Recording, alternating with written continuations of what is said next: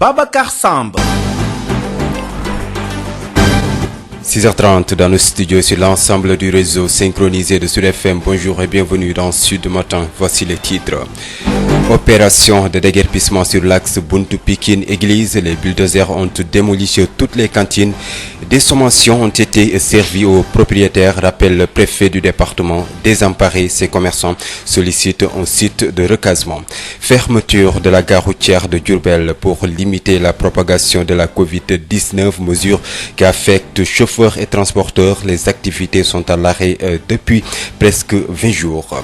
L'épidémie du nouveau coronavirus, justement à Ziguinchor, c'est une baisse drastique du taux de consultation qui est notée. Les structures de santé, pour la plupart désertées par les malades.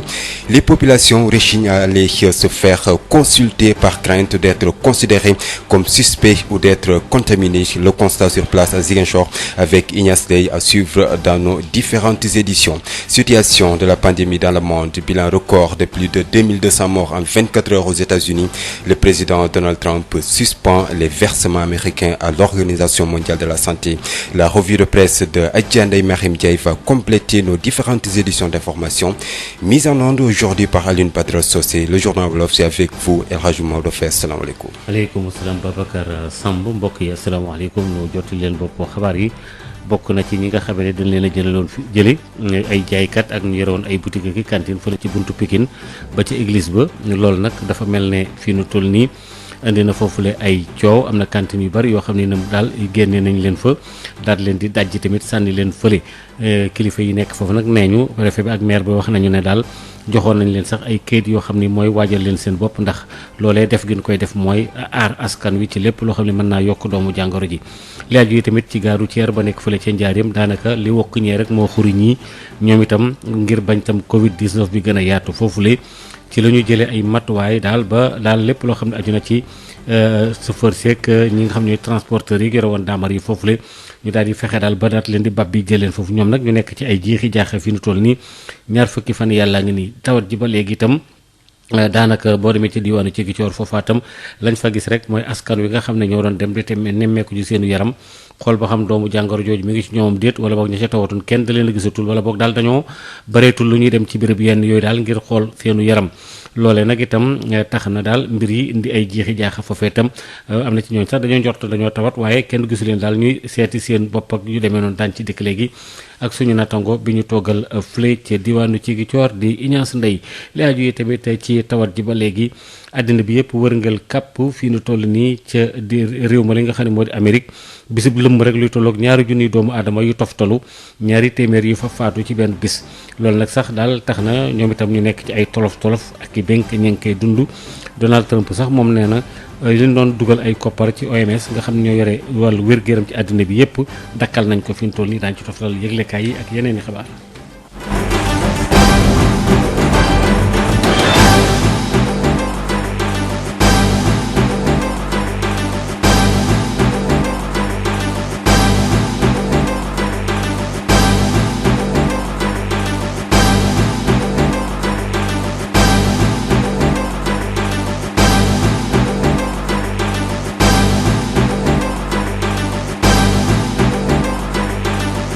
Leader incontesté de la location de voitures et du transport touristique, Sénécartour a toujours accompagné l'État du Sénégal dans sa politique de développement socio-économique. Sénécartour, une nouvelle vision du transport. Sénécartour vous offre la revue des titres à la une des quotidiens. Bonjour à tous, il est 6h33, la revue des titres que nous commençons par Sud Quotidien. Achat et acheminement de l'aide d'urgence, parfum de scandale. Nos confrères de Sud Quotidien nous font savoir qu'un ami du président de la République décroche 2 marchés. Mansour Faye et Diop Sy confinent l'incompatibilité et le syndicat des gros porteurs brandit la gratuité. À la une du journal Tribune, nos confrères nous parlent aussi de ce marché du riz et du transport des denrées, odeur d'un gros scandale. L'énigme Ryan Hachem de Planète Kebab avec un marché de près de 9 milliards. À la une du journal Les Échos, nos confrères nous parlent aussi de transport de l'aide alimentaire dans les différentes circonscriptions du pays. Les transporteurs vilipendent Mansour Faye et Diop Sy. À la une du journal Vox Populi, nébuleuse autour des denrées destinées aux familles démunies. Le virus infecte le riz de Mansour Faye. À la une du journal L'As, nos confrères nous parlent de Ryan H&M et les marchés de riz gagnés par ces sociétés. Il déclare qu'il n'a rien à cacher. À la une du journal Libération, transmission communautaire du coronavirus à Dakar après la Gueule Tapée. 2 cas détectés aux Parcelles et à Mbao hier. À la une du journal Le Quotidien, Covid-19, multiplication des cas, Louga, lot d'inquiétude. À la une du journal Wa Grand Place, cascade de licenciements dans un contexte de coronavirus, non-respect du code du travail qui protège la direction générale de la SATREC. C'est la question que se posent nos confrères. Et à la une du journal Le Soleil, nos confrères se sont entretenus avec Souleymane Bachir Diagne. Il se prononce sur le coronavirus depuis New York où il est confiné et déclare que l'humain vaincra par sa science et sa raison. À la une du journal Le Témoin, nos confrères ont constaté avec ce couvre-feu qu'il y a moins d'accidents. Les accidents diminuent de plus de 80%. À la une du journal Rewmi Quotidien, dette africaine, un moratoire à la place de l'annulation. En tout cas pour nos confrères du journal Enquête concernant l'annulation de la dette des pays africains, le veto du G7. Mais nos confrères de Dakar Times nous font savoir que concernant cette dette, cette annulation, donc Macron va porter le dossier au G20. Nous terminons par le foot. À la une du quotidien du Sport Stade, Sadio Mané au Real Madrid, le feuilleton du mercato d'été. Sénécartour di société bi ñu gën a ràññee ci wàllu location auto ak dem beeg dikk bi ci wàllu tourisme xam nañ ko nu ko jekk ci gunge réewum Sénégal ci développement. Sénécartour gis-gis bu bees ci wàllu dem beeg dikk bi. Sénécartour moo leen di may li gën a fës ci këru yéenekaay.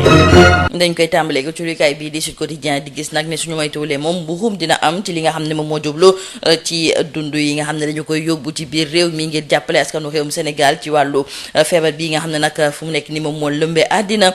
ndaxte suñu naatangooy ñu ngi ñuy xamal ne kenn koo xam ne xarit la ci njiitu réew mi moom moo daal di gagné marché yi rax ci doole nag Mansour Faye ak Diop Sy ñoom ñaar daal fu mu nekk nii ku si nekk lim nga wala boog daal di ngay fësal ab njëg goo xam ne daal moom la loolu daal di lay dikkee te ku ci nekk nag sa xayma bokkul la uculikaay bii di Sud Quotidien diñ ci yokk lu ñu xamal ne syndicat des gros porteurs ñoom sax daal dinañuy gis ne ñoom dañoo waxoon ne mun nañu leen yóbbu te duñ ci fay benn dërëm wante nag dafa mel ni ne Mansour Faye àndul woon ci li ni mel. uculikaay bii di Tribune tamit di ñëwaat ci mbuxum googu nga xam ne tey jii kon moom la ñu nemmeeku ci lii nga xam ne daal moom mooy wàllu dund yi wàllu ceeb ba nga xam ne dañu ko war a yóbbu ci biir réew mi. Les Échos du ñu xamal sax ne ñi di transporteurs yi ñoom daal dinañuy xamle ne dañu leen woo ngir ñu daal di yóbbu nag ceeb yi ñu waxoon ne ñoom buñ leen ci fay dara wante nag nee na kii di Mansour Faye dafa lank carré. culikaay bii di Vox Populi nañu kon dafa mel ni ne virus bi moom daal dinay dugg sarax ci biir ceeb boobu kii nga xam ne moom mooy Mansour Faye. tey ji sax culikaay bii di L'As di ñëwaat nag ci kii di Ryan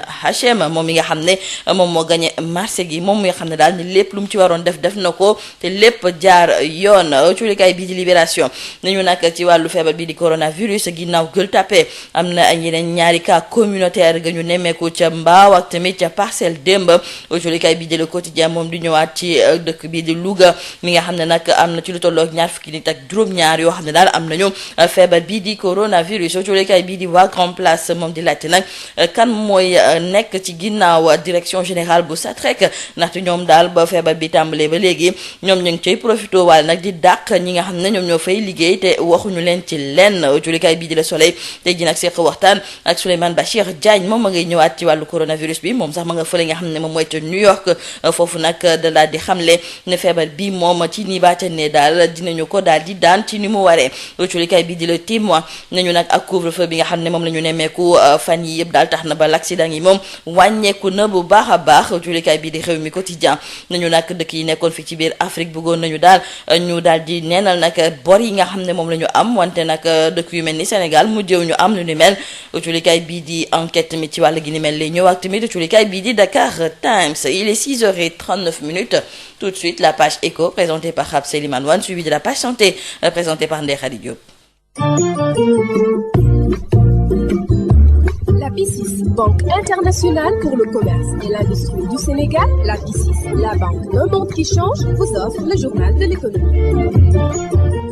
Bonjour et merci de suivre l'actualité économique sur Sen Radio. Pour réussir le programme de résilience économique et sociale, le chef du département économie de la FASEG préconise entre autres le juste équilibre dans les ciblages et le renforcement du secteur secondaire. Professeur Aboukan. Pour que la relance économique soit effective, il faudra d'abord un bon dosage entre les différentes branches de l'économie. C'est dans le choix des entreprises à soutenir parce qu'on sait qu'il y a des branches qui ont une forte contribution à la croissance mais sans créer beaucoup d'emplois et d'autres branches qui créent beaucoup d'emplois avec une contribution limitée à la croissance. Puisque ces deux aspects sont importants et que les financements sont limités, il faudra un juste équilibre entre ces deux aspects-là dans le ciblage. Ensuite, il faut que dans l'orientation des financements, on ait comme objectif de renforcer le secteur secondaire, particulièrement les industries manufacturières, eu égard à leur rôle important dans la réduction de notre exposition aux variations cycliques de l'économie mondiale. Il ne faudra pas non plus oublier l'agriculture qui était déjà dans une excellente dynamique avant la crise sanitaire et il faut tout faire pour que cette dynamique ne soit pas rompue. Plus précisément, il faudra qu'on accorde une attention particulière à l'amélioration de la productivité. Enfin, ces efforts financiers devront aussi s'accompagner d'une amélioration du cadre institutionnel en vue d'inciter les entreprises bénéficiaires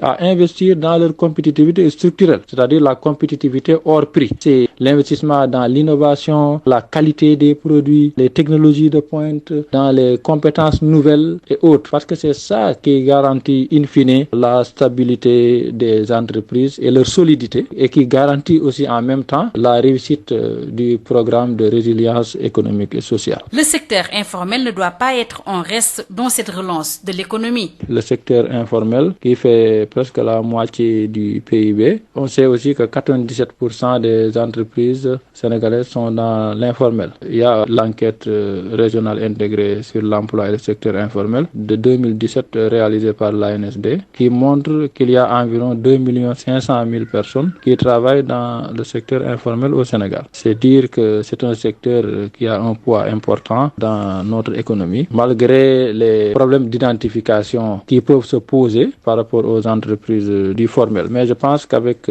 toutes les données disponibles, l'État peut quand même faire un geste pour les pans les plus importants du secteur informel, notamment le commerce, ceux qui sont dans les activités de fabrication, la construction, le transport, la restauration. Ce sont des secteurs qui non seulement font des valeurs ajoutées assez intéressantes, mais qui emploient aussi beaucoup de monde. Le journal de l'économie, c'est fini. Merci de nous avoir suivis. La BICIS, Banque internationale pour le commerce et l'industrie du Sénégal, la BICIS, la banque d'un monde qui change, vous a offert le journal de l'économie. Biotox anti-moustique pour le corps, les vêtements, les rideaux et draps vous protège contre les moustiques chez l'adulte et l'enfant. Val d'Afrique vous offre votre journal de la santé. Bonjour à tous et bienvenue. Info Santé reçoit ce mercredi professeur Massamba Diouf. Bonjour. Bonjour Ndahadi. Vous êtes agrégé en santé publique, épidémiologiste, enseignant-chercheur à la faculté de médecine de l'université Cheikh Anta Diop de Dakar. Professeur, que peut-on faire contre les cas communautaires? Merci Ndahadi. Pour lutter contre ces cas communautaires qui fatiguent aujourd'hui le dispositif de riposte du ministère de la Santé, je pense qu'il faut aujourd'hui faire appel à tous les organismes ou organisations ou structures qui s'agitent autour de la télécommunication.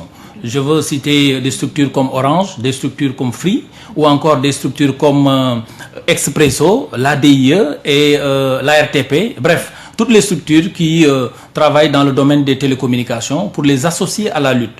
Parce que dans certains pays africains aujourd'hui, ce dispositif est encore de mise parce que effectivement, on a utilisé cette expertise pour pouvoir traquer les cas communautaires, pour pouvoir les tracer aussi, pour pouvoir également faire ce qu'on appelle une télédétection et aussi faire un dépistage le plus largement possible pour pouvoir les circonscrire. Et que propose l'État pour le moment pour le dépistage? Pour le moment, ce qu'on peut retenir et qui est proposé par le ministère de la Santé, c'est qu'au-delà des cas contacts ou importés ou même des cas communautaires qui se sont signalés, qui présentent des symptômes et qui se retrouvent entre les mains de la cellule d'alerte qui les amène en structure hospitalière, il y a aujourd'hui le renforcement de cette prise en charge en intégrant, d'après évidemment la cellule de lutte, en intégrant les personnes qui fréquentent les campus hospitaliers. Cela veut dire que toute personne qui vient en dehors de la maladie Covid-19 bénéficie d'un dépistage systématiquement. Et ils sont même allés jusqu'à regarder dans les registres pour épulcher tous les patients qui avaient présenté des signes qui ressemblent un peu aux signes du Covid-19. Et donc, ce sont des dispositifs, des mesures supplémentaires qui sont prises par le ministère de la Santé pour accompagner cet effort de dépistage massif. Professeur Massamba Diouf, je vous remercie. Nous vous remercions, Ndeye-Khady. Je rappelle que vous êtes épidémiologiste, agrégé en santé publique, enseignant-chercheur à la faculté de médecine. Info Santé, c'est fini. Merci à tous. Biotox anti-moustique pour le corps, les vêtements, les rideaux et draps vous protège contre les moustiques chez l'adulte et l'enfant. Val d'Afrique vous a offert votre journal de la santé. Bienvenue sur Sud FM. Sud FM, l'info, c'est ici. Opération de déguerpissement sur l'axe Buntu-Pikine-Église. Les bulldozers ont démoli toutes les cantines. Des sommations ont été servies aux propriétaires, rappelle le préfet du département. Désemparés, les commerçants sollicitent un site de recasement. Fermeture de la gare routière de Diourbel pour limiter la propagation de la Covid-19. Mesures qui affectent chauffeurs et transporteurs. Les activités sont à l'arrêt depuis presque 20 jours. L'épidémie du nouveau coronavirus, justement à Ziguinchor, c'est une baisse drastique du taux de consultation qui est noté. Les structures de santé, pour la plupart désertées par les malades, les populations rechignent à aller se faire consulter par crainte d'être considérées comme suspects ou d'être contaminées. Le constat sur place à Ziguinchor avec Ignace Dey dans cette édition d'information. Situation de la pandémie dans le monde, bilan record de plus de 2200 morts en 24 heures aux États-Unis. Le président Donald Trump suspend les versements américains à l'Organisation mondiale de la santé. Alioune Badara Socé sur la mise en onde de cette édition d'information. Les détails, c'est après ceci.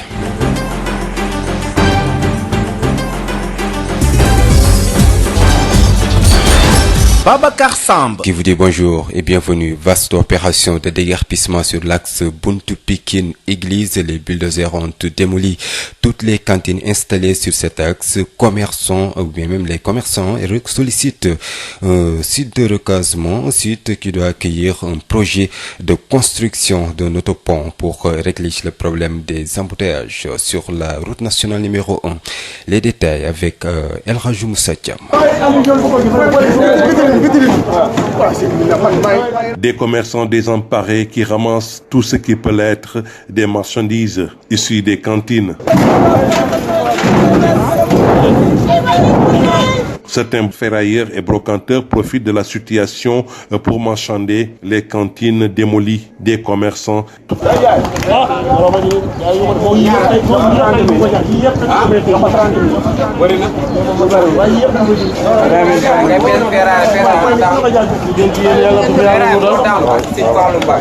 Les bulldozers ont tout démoli sur l'axe Buntu-Pikine-Église. Certains soutiennent que des sommations n'ont pas été servies. 72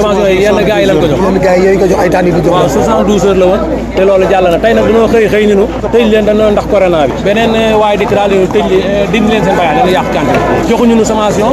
Contrairement à d'autres qui soutiennent le contraire et sollicitent un programme de recasement pour les permettre de continuer leur activité. parce que dañ leen a yàgg ni leen même bu leen bañu noo jóg mais wutal leen nu fu nu nekk wala ngeen jox nu loo xam ne dinañ mën a wuti fu nu nekk waaye nit nekk ci barab lu bëgg a mat ay 20 ans yoo xamante ni wax dëgg yàlla fi laay daane sama doole yor sama njaboot mais bu ndikkee ba dinu def lii mën nañ ni nu kat jàpp leen ci lii wala kaay leen toog fii. Pour rappel, cet axe Buntu-Pikine-Église fait partie du projet de déviation de la RN1 avec la construction d'un autopont à la cité Lobat Fall pour lutter contre les embouteillages monstres notés ces derniers temps dans la banlieue dakaroise. El Hadji Moussa Thiam, Radio Sud FM. El Hadji Moussa Thiam, des sommations ont été servies aux propriétaires de cantines, des réunions et forums de sensibilisation également tenues toute la procédure respectée et épuisée, précise en tout cas le préfet du département de Pikine. Moustapha Ndiaye, ce nom, il est avec El Hadji Moussa Thiam. C'est une opération de libération d'emprise. Vous n'êtes pas sans savoir que l'État du Sénégal, dans le cadre de sa politique d'amélioration de la mobilité urbaine, a envisagé de construire 12 autoponts, dont celui de Lobot-Fall. On a vu que avec la construction de cet autopont-là, il faut une voie de déviation. Le temps des travaux, parce que l'autopont va être érigé sur la RN1 qui reçoit beaucoup de trafic. Et dans le projet, il est prévu ici à l'entrée de Pikine, communément appelée Bundu Pikine, une voie de déviation qui sera construite en 2 fois 2 voies et qui va longer la route des Pères Maristes pour déboucher sur la VDN, la voie de contournement de Pikine. Donc on a épuisé la procédure en la matière.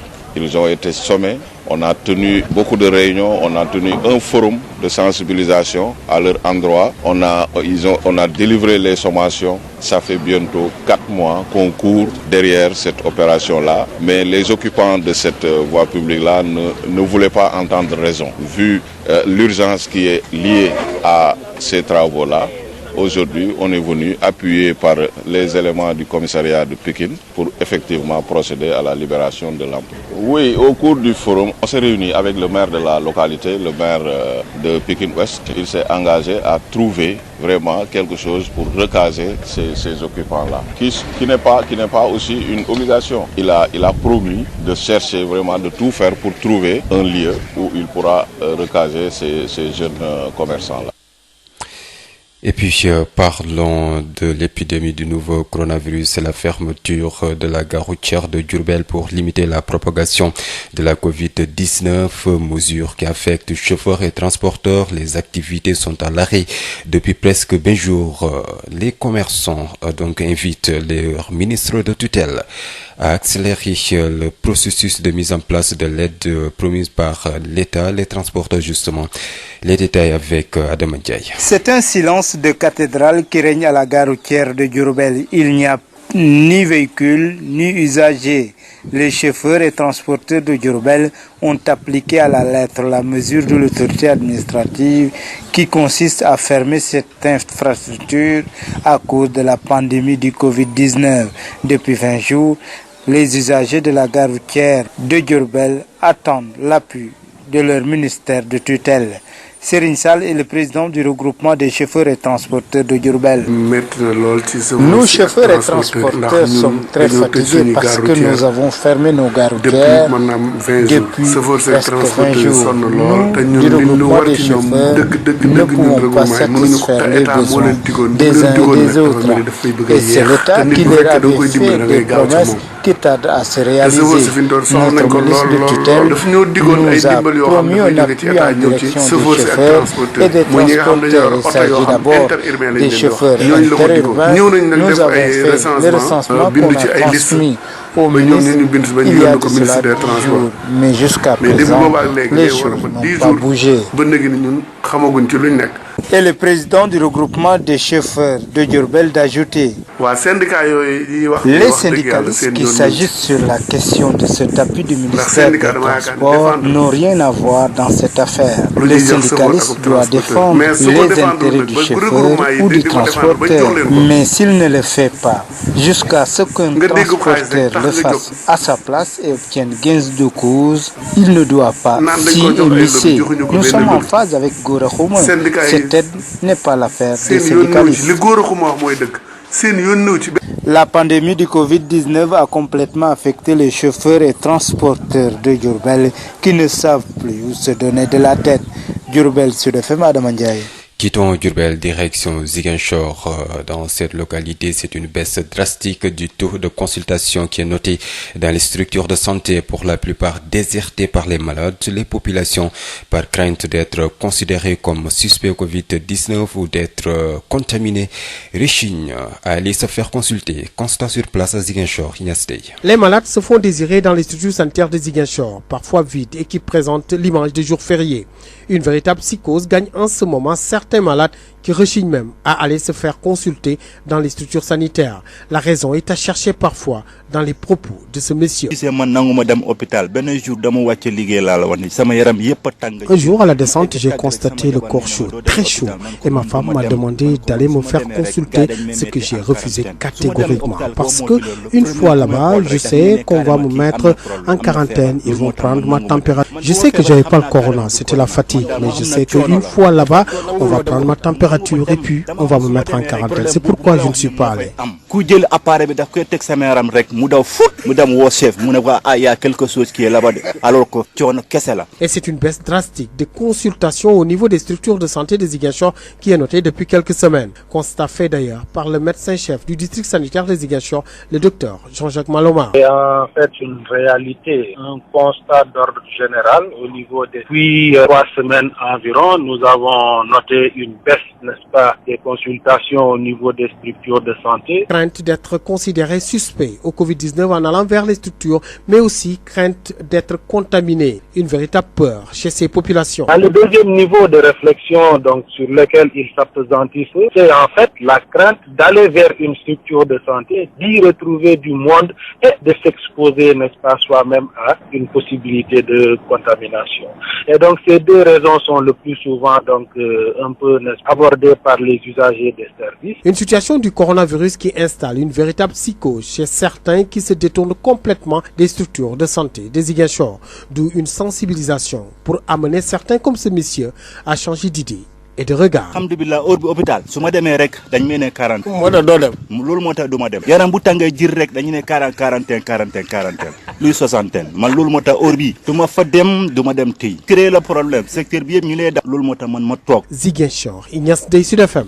Ignace Dey, cette peur de fréquenter les structures sanitaires a favorisé l'automédication, un phénomène déconseillé par le médecin-chef du district sanitaire de Ziguinchor qui estime que cela revient à brouiller les pistes de recherche. Docteur Jean-Jacques Malomar, au micro de Ignace Dey. Bon, il y a bien d'autres maladies qui étaient là avant le Covid-19 et ces maladies continuent encore à sévir et à suivre leur bonhomme de chemin.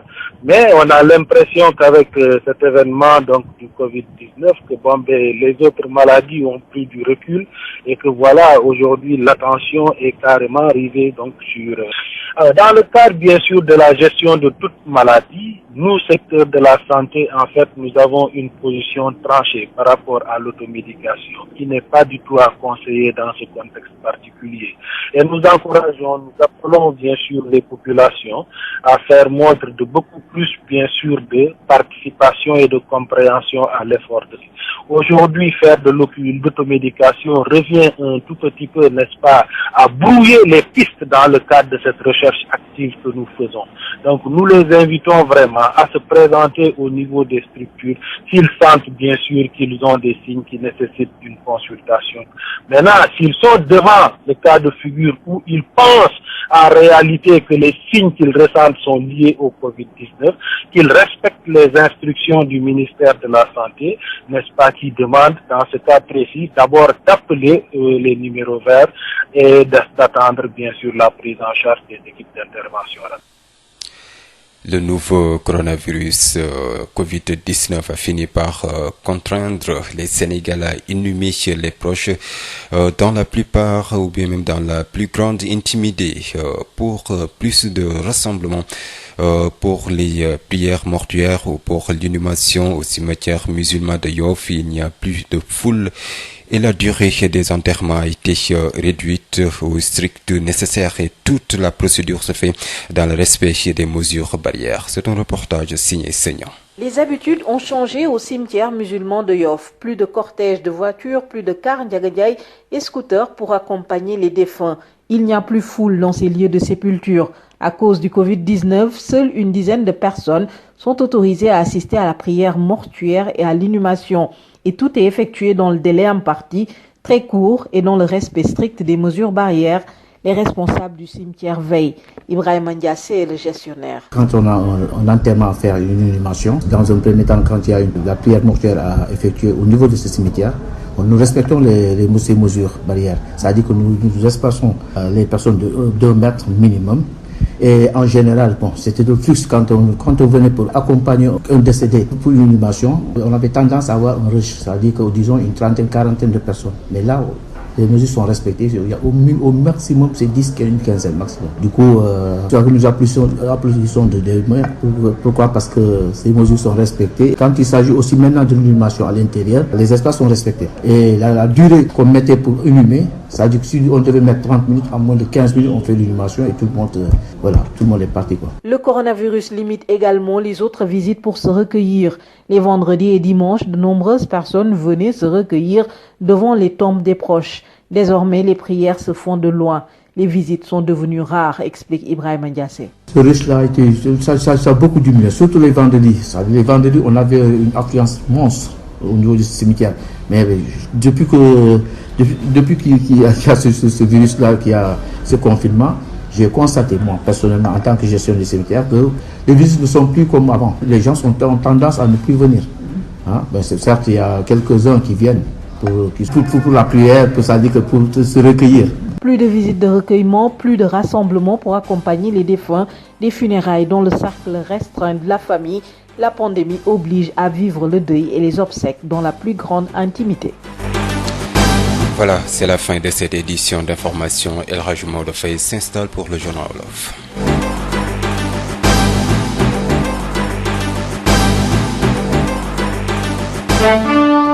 juróom-ñaari waxtu jot na ci Sud FM seen rajo ànd leen ak ñun teewlu seeni xibaar ak gësëm.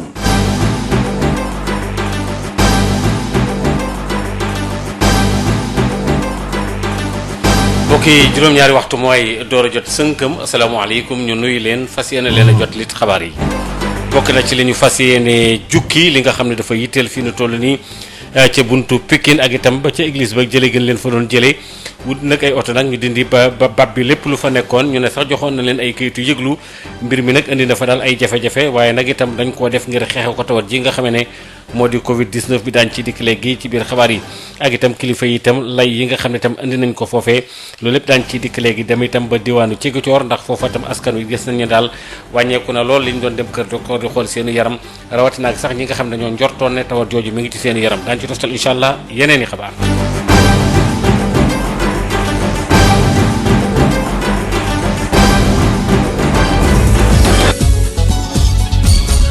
Maodo Faye képp ku mën a doon koo xam ne kiy jaaykat nga woon te nekkoon ca buntu Pikine ba ngay dem ci église bi wala nga yore fa cantine baag lal lu mu mën a doon loolu bab bi nañ ko jële ko foofee sabab bi moom mooy fexe ba rek dëkk bi gën a féex ñu ne déeta waaye itam xeex bi ñuy xeex Covid 19 bi nit ñi mën a aaru El Hadji Moussa Thiam.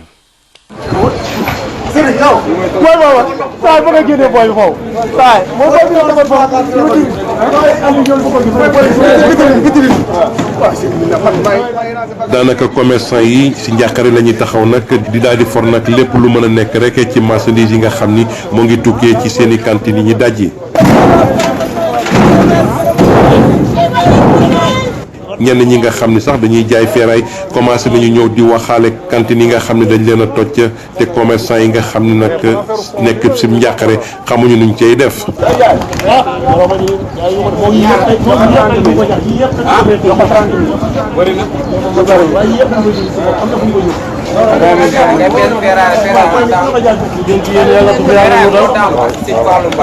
bulldozer yi nag daanaka xëy nañu tey daal di daaneel bépp cantine nag foofee ci ak si buntu Pikine jàpp ba église ba yenn commerçant yi sax ñoo ngi jàpp ni daal li nga xam ni moo di ay sommation jotuñu leen ko jox. kii délégué yi kenn jotu ko sommation yi yenn gars yi lañ ko jox. yenn gars yi ko jox ay tànn bi jox. waaw 72 heures la woon te loolu jàll na tey nag dañoo xëy ñu tëj leen dañoo ndax corona bi beneen waaye dikk daal di tëj dindi leen seen bagage dañu yàq cantine joxuñu nu sommation. ñeneen ñi nag jàpp ni loolee am na waaye nag lu ñu gën a sàkku rek mooy ñu dimbali leen ci nañ leen mën a recaser ci yeneen i bërëb ndax ñu mën a continuer seen liggéey ndax si lañ sutur lawu. parce que dañ leen a yàgg ni leen même bu leen bañu noo jóg mais wutal leen fu nu nekk wala ngeen jox nu loo xam ne dinañ mën a wuti fu nu nekk waaye nit nekk ci barab lu bëgg a mat ay 20 ans yoo xamante ni wax dëgg yàlla fi laay daane sama doole yor sama jëw mais bu ndikkee ba dinu def lii mën nañ ni nu kat jàpp leen ci lii wala kaay leen toog fii ay millions lañ fi yàq.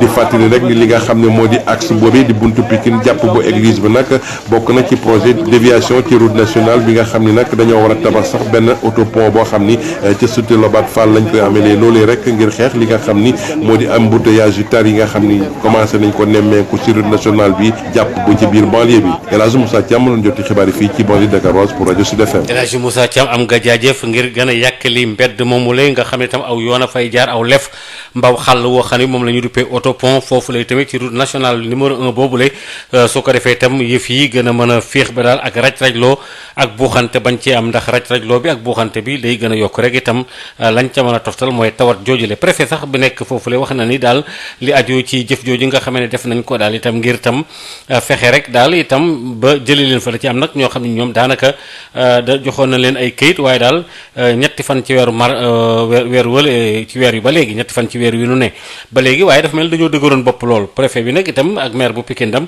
daal di jël nag ay matuwaay daal ngir itam nee ñu itam daañu fexe nu leen mën a am fu ñu leen dugal Moustapha Ndiaye préfet bu Pikine waxtaan ci ak El Hadj Moussa Thiam. pour def li ñuy tuddee opération libération d'emprise maanaam fexe ba li nga xam ne ni moom la nguur gi namm fii ci bërëb bi ñu jox ko emprise bi maanaam jox ko terrain bu mu mun a liggéeyee gis ngeen fii ci buntu Pikine li fi nekkoon mooy occupation irrégulière de la voie publique ñu waxtaan ci ak ñoom nag ci weer yi la ñu génn woo leen ñoom ñëpp ñu ñëw réunion ñu ne leen fii état daf ko soxla parce que dañu am projet boo xam ne ni moom mooy projet d'amélioration de la mobilité urbaine ci biir projet boobu aussi dañu war a tabax li ñuy wax autopont fële ci rond-point Lobatt Fall donc bu ñuy tabax autopont bi aussi dañ ci yokkaale ay voies de déviation bi fii la war a jaar mu nekk loo xam ne ni dañ ko fi tabax mu nekk 2 fois 2 voies mu gën a génn ba fële ci voie de contournement bi donc ñu woo leen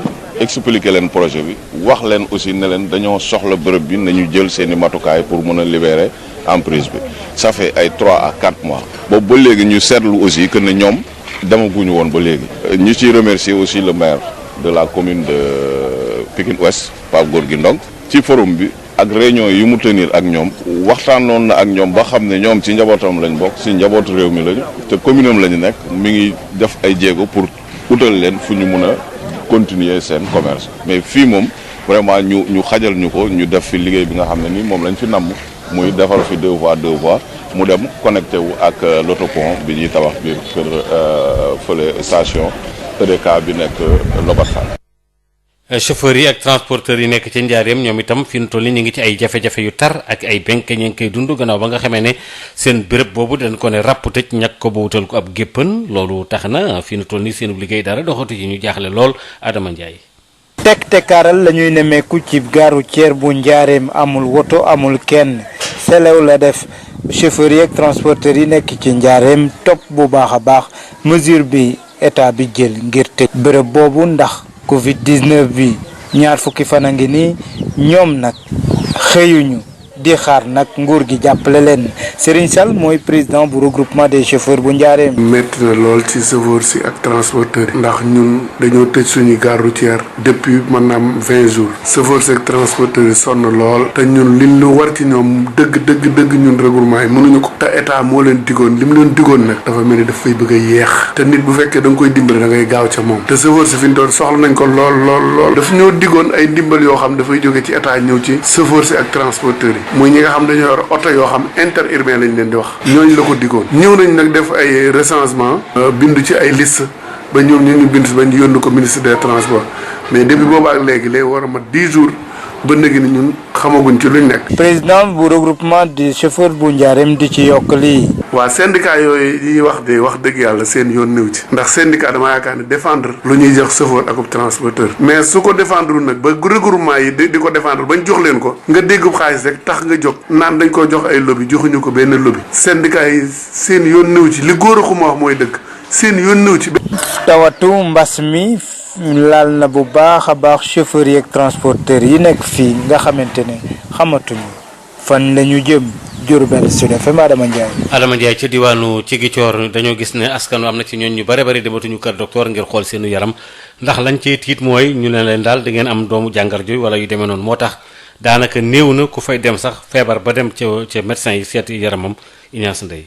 gis kenn ku tawat mu dem ci bërëb fajukaay fii ci diwaanu Ziguinchor jamono yi nekk na lu jafe ginnaaw psychose bi nga xamante ni ak njàkk rek tiitaange bu ëllëg xelu malade yi nga xamante ni ñu ci bëri duñu dem sax consulté wu ci bërëb fajukaay yi bokk na ci lenn li ko waral mu di ragal ak tiitaange. gisee man nanguma dem hôpital benn jour dama wàcce liggéey laa la wax ni sama yaram yëpp a tàng jër ma egg tàgg rek sama jabar nee na ma doo dem hôpital man ko man du ma dem man ko man su ma demee rek gars dañ may mettre en quarantaine su ma demee hôpital boo moo ci loolu le premier ku may xool rek daf may ne carrément kii am na problème am na feebar loolu moo tax man nangu ma dem man bu ma feebar xam naa carrément du corona man daal ma xam na coono la des fois coono nanguwuloo dem hôpital nangu ma dem dama xam ne su ma demee rek problème boobu bu ma la wax ne moo fay am ku jël appareil bi daf koy teg sama yaram rek mu daw fut mu dem woo chef mu ne ko ah y a quelque chose qui est là-bas de alors que coono kese la tiitaange ak ragal bi ni mel tax na consultation yi ci kër docteur wàññeeku na bu baax a baax ci fan wala semaine yi ñu génn constat bi ni mel sax ki nga xamante ni mooy médecin chef district sanitaire bu Ziguinchor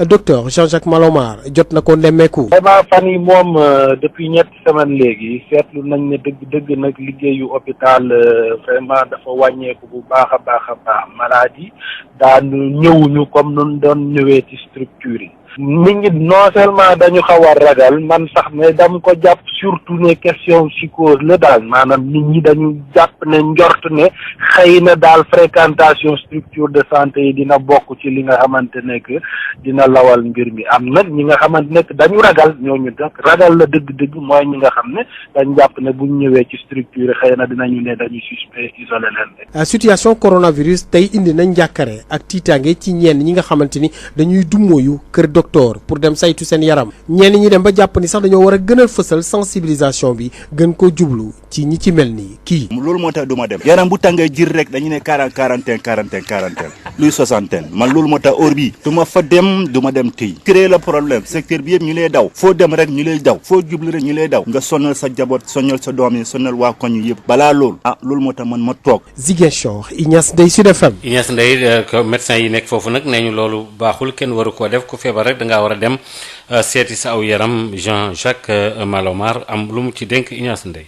feebar yi nga xamante ne que ñu ngi fi woon balaa Covid 19 bi di yegg si feebar yi ñu ngi continuer am ci biir askan wi ba léegi nit ñi ñu ngi feebar di toog seen kër ñi ci bëre nag di utal seen bopp garab di ko jël et cetera mais loolu noonu ñun waa këru docteur dafa di li nga xam ne musuñu ko encourager dafa di li nga xam ne dañuy conseiller population yi vraiment ñu def les efforts nécessaires pour mun a dem ci structure de santé saa ñu yéegee seen yaram ñi nga xamante nekk nekkul naka su dul noonu waaye am na deuxième pàccu message bi ndaxte dañu wax carrément ci orientation ministère de la santé bu fekkente ne nit ki gis na ci yaramam mandarga yi nga xamante nekk daf ko niiroo mandarga wu Covid 19 bi mu woote ci numéro vert yi ba directement ndaxte ci déplacement dina nekk en contact ak ay nit.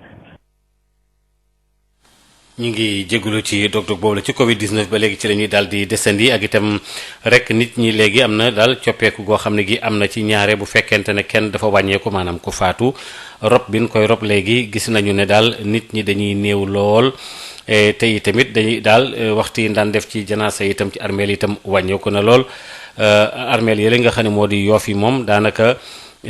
bareetul daal lu ñu fay rob nit mbooloo di ca topp te dañ koy def itam ci defin woo xam ne itam daal wu dal lay doon ak sutura Ignace ñu jokko ci ak reportage yu Isaño. coppite moom am na ca sëgg yu nekk ca Yoff amatul oto yu tegle ay kaaru njaganjaay yu ñu yépp ak scooter yu jiitu ngir yóbbu néew ndaje amatul ci bërëb boobu ndax coronavirus lu jege fukki nit rek lañu may ñu daal di teewee julli néew bi ak denc bi te lépp ci diir bi nga xam ne dañ leen ko may diir bu gàtt te it ñu sàmmanteeg li nga xam ne moom mooy mesure barrière yi ngir moytandiku feebar bi law ñay toppatoo sëgg yi ñoom ñi ngi ciy bàyyi xel Ibrahima Ndiassé moom mooy gestionnaire. procédé en enterrement ñii dañ doon ñëw accompagner seen mbokk bu wàcc ci liggéey mais depuis bu confinement bi amee mooy Covid 19 bi am ni malheureusement mais ñi ñaa ngi commencé respecter mesure barrière ñu ngi koy respecter su ñu ñëwee pour prière yi nga xam ne dañuy ñëw pour jullee néew bi fii aussi je sais pas ailleurs mais fii au niveau du cimetière dañuy distance yi 1 mètre dañ koy respecter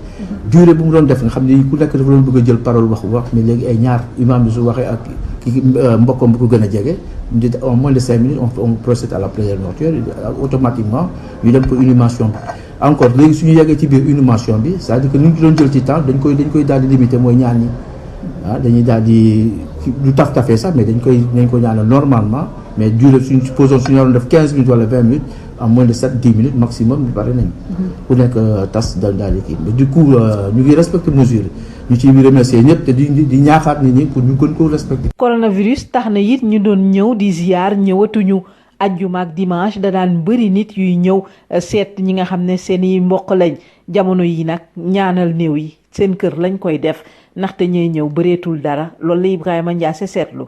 ziar bi ñu surtout ajjuma bi lañ doon wax dimanche bi mais gis nañu ni wàññi nañ ko trop ñu doon ñëw nga xam ne chaque vendredi chaque dimanche ils étaient là mais fu mu nekk nii li ñu doon am ci ay nit suñu doon am 100 fu mu nekk nii ñu ëpp ñu 20 wala 30 personnes. bëreetul ziar ci sëgg yu nekk ca Yoff amatul daje ngir daal di denc néew daanaka li nga xam ne moom mooy dëj coronavirus tax na ci biir njaboot yi la yem.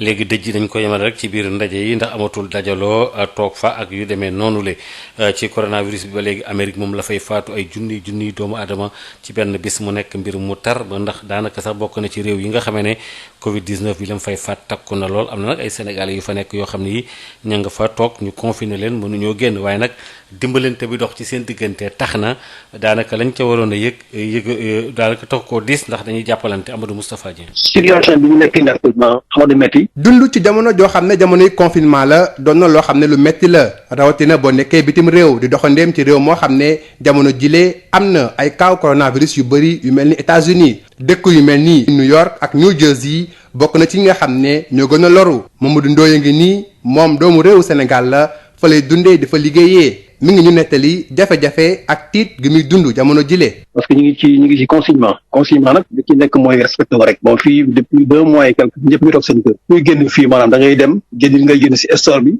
maanaam ñoom dugg da ngay dugg soo paree nga ñibbi sa kër amul taxawaaru amul liggéey amul dara tellement que kenn liggéeyul. lu jël confinement bi li leen la jël bokk na ci seeni liggéey yu doxatul seeni koppar di gën di wàññeeku. rawatina ci ñi nekk ci yenn ci liggéeyukaay yi. comme ay chauffeur taxi wala affaire yooyu bon jaaykat yu mbedd yooyu ñooñu moom xaw affaire bi xaw na leen dina xaw a métti si ñoom trop su fekkoon tey dencoo maanaam yenn kii somme yi dina xaw a métti yow. ci jamono njàqare ak tiis bile dimbalante ñeel doomu réew mi day fés bu baax a baax ci daayira yi ak lu ni mel laata ñu jot ci ndimbalu gouvernement américain bi. oui ñu ngi jàppalante parce que on a des associations sénégalaises am nañ fa ay daayira murid yaa ngi fi daayira tijaan yaa ngi xaadir yaa ngi fi laayeen yaa ngi fi dañ ñëpp dañuy jàppale suñu bi macha allah démb rek maa ngi dem ba ñi nga am daayira online parce que actuellement daayira online la quoi online lañ koy def léegi démb rek suñu waa ji muy naan léegi ku ci am problème signalewul bu ko defee ñu jël en suuf la ñuy dimbale kenn bañ yéeg loolu ñu ngi koy defal baax suñu biir ñu ngi xaar aussi ay chèques yoo xam ne ñu ngi jóge si état bi si gouvernement bi bon couple bu nekk di nga am au moins $2,400 xale yi dañu am $500 ba $700 boo amee ay doom $500 ba $700 donc côté boobu moom ça va quoi encore bu la neexee nga bañ a fay location bañ a fay sa ndox bañ a fay courant ba fay passé après nga commencé ko fay ndànk-ndànk. picc ngi ci kaw waaye xel maa nga ci suuf doomu réew Sénégal fu mu mënti nekk ci àdduna bi xel maa ngi ci réewam ñu nekk ci États-Unis moom ña ngay dund guddi gu bët setegul te seeni gént yépp ay gént yu raglu la yu wutee loolu ak liñ fa wuti woon te li ko waral moo di Covid 19 bi le. di sàkku ñaan si yéen baax a baax. jërë ngeen jëf mbokk yi kon lu bàyyi béréb bi ak Ajaratu Ndeye Mariam Ndiaye ci yëglekaay yi xëy di génn.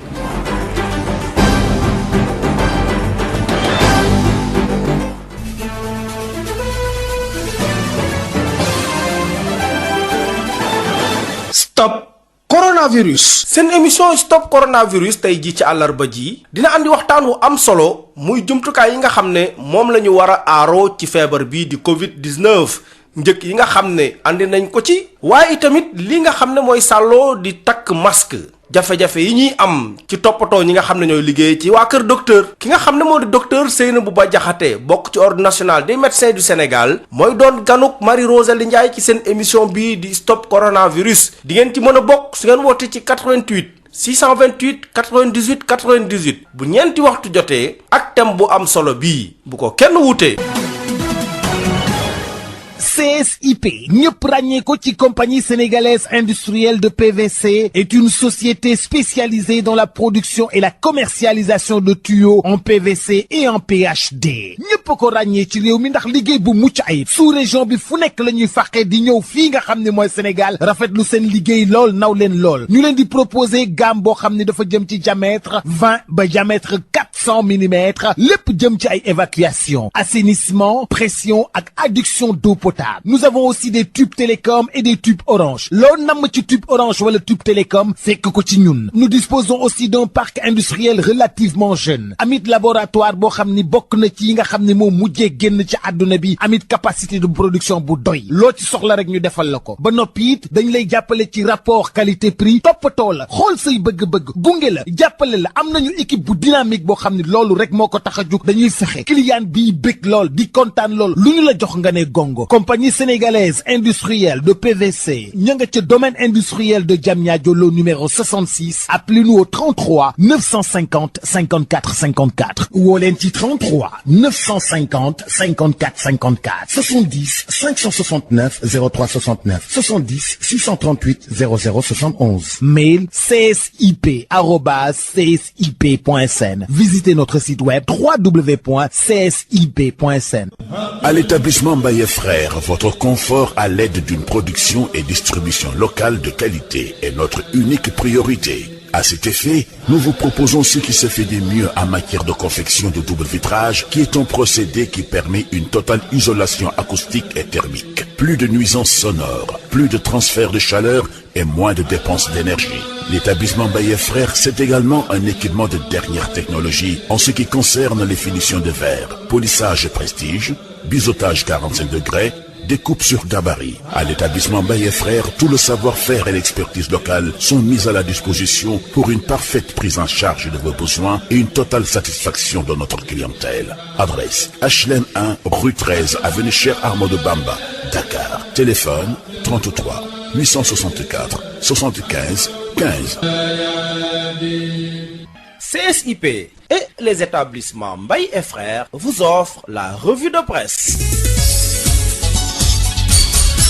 Mesdames et messieurs, bonjour. Nos confrères de Sud Quotidien ont noté des actes contraires à la bonne gouvernance dans l'attribution des marchés relatifs à l'acquisition et au convoyage des denrées alimentaires vers les populations vulnérables à cause de la pandémie du coronavirus. Et ces actes, selon nos confrères, risquent de compromettre sérieusement cet élan de solidarité et ce pacte social noté depuis le début de la semaine. Nos confrères de Sud Quotidien nous indiquent que même l'ancien président du groupe parlementaire, Benno Bokk Yakaar, Moustapha Diakhaté, en parle sur sa page Facebook. Et selon l'ancien parlementaire, 2 marchés pour l'achat de riz d'un montant total de 17 milliards de francs CFA ont été accordés à 2 sociétés qui ont curieusement la même adresse à Dakar. Et selon certaines indiscrétions d'ailleurs, l'attribution de ce juteux marché de fourniture des denrées aurait été faite sous couvert de la loi d'habilitation à un particulier assez proche, voire ami du président de la République, qui en réalité passerait comme maître d'ouvrage de la gestion de l'aide alimentaire d'urgence. Nos confrères de Sud Quotidien continuent par nous dire qu'il y a aussi cette autre affaire qui pourrait briser le pacte social noué autour de la lutte contre le coronavirus. C'est l'attribution d'un marché à une entreprise dont l'administrateur est un député. Et selon Moustapha Diakhaté, ce parlementaire a bénéficié de ce marché en violation des dispositions du règlement intérieur de l'Assemblée nationale. Et nos confrères de se demander si Sonko de Pastef et Mamadou Lamine Diallo de Tekki, qui avaient refusé de voter la loi d'habilitation, n'ont pas eu raison. En tout cas, pour nos confrères du journal Sud Quotidien, il y a un parfum de scandale en mode Covid-19. Nos confrères du journal Tribune ont aussi flairé cette odeur d'un gros scandale concernant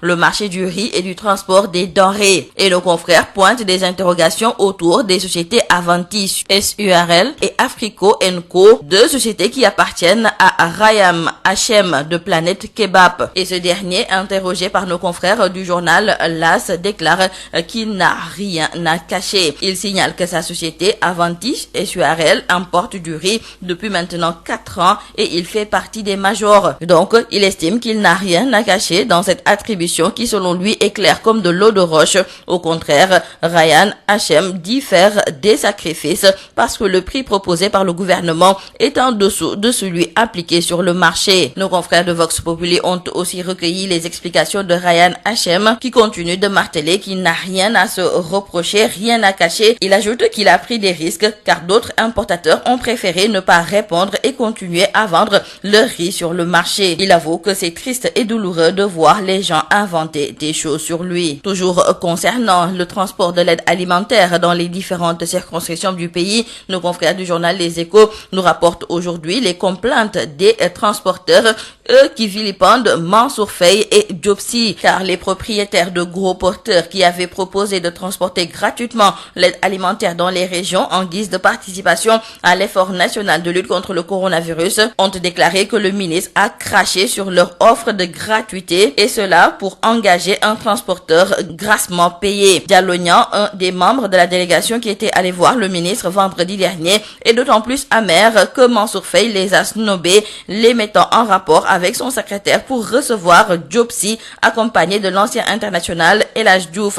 Or, pour lui, non seulement Diop Sy, en tant que député, ne peut pas soumissionner à cet appel d'offres, mais en plus, il a des camions à ordures et non des camions habilités à transporter du riz. On note toujours des cas de transmission communautaire du coronavirus et selon les informations de Libération, les 2 cas communautaires ont été détectés hier à Mbao et aux Parcelles Assainies. En clair, en l'espace de 48 heures, Dakar a comptabilisé 3 cas de transmission communautaire et la propagation de ces cas préoccupe au plus haut point les autorités sanitaires car le ministre de la Santé, et c'est pourquoi le ministre de la Santé et de l'Action sociale va réunir cette semaine tous les spécialistes impliqués dans cette guerre pour adopter une stratégie très ferme devant permettre de faire face à cette bombe communautaire. À Louga, la situation épidémiologique devient alarmante. Nos confrères du journal Le Quotidien nous indiquent que la région a enregistré 27 cas positifs au coronavirus, une situation qui a poussé les autorités à implanter sur place un centre de traitement alors que les malades étaient référés au début à Saint-Louis. Ainsi donc,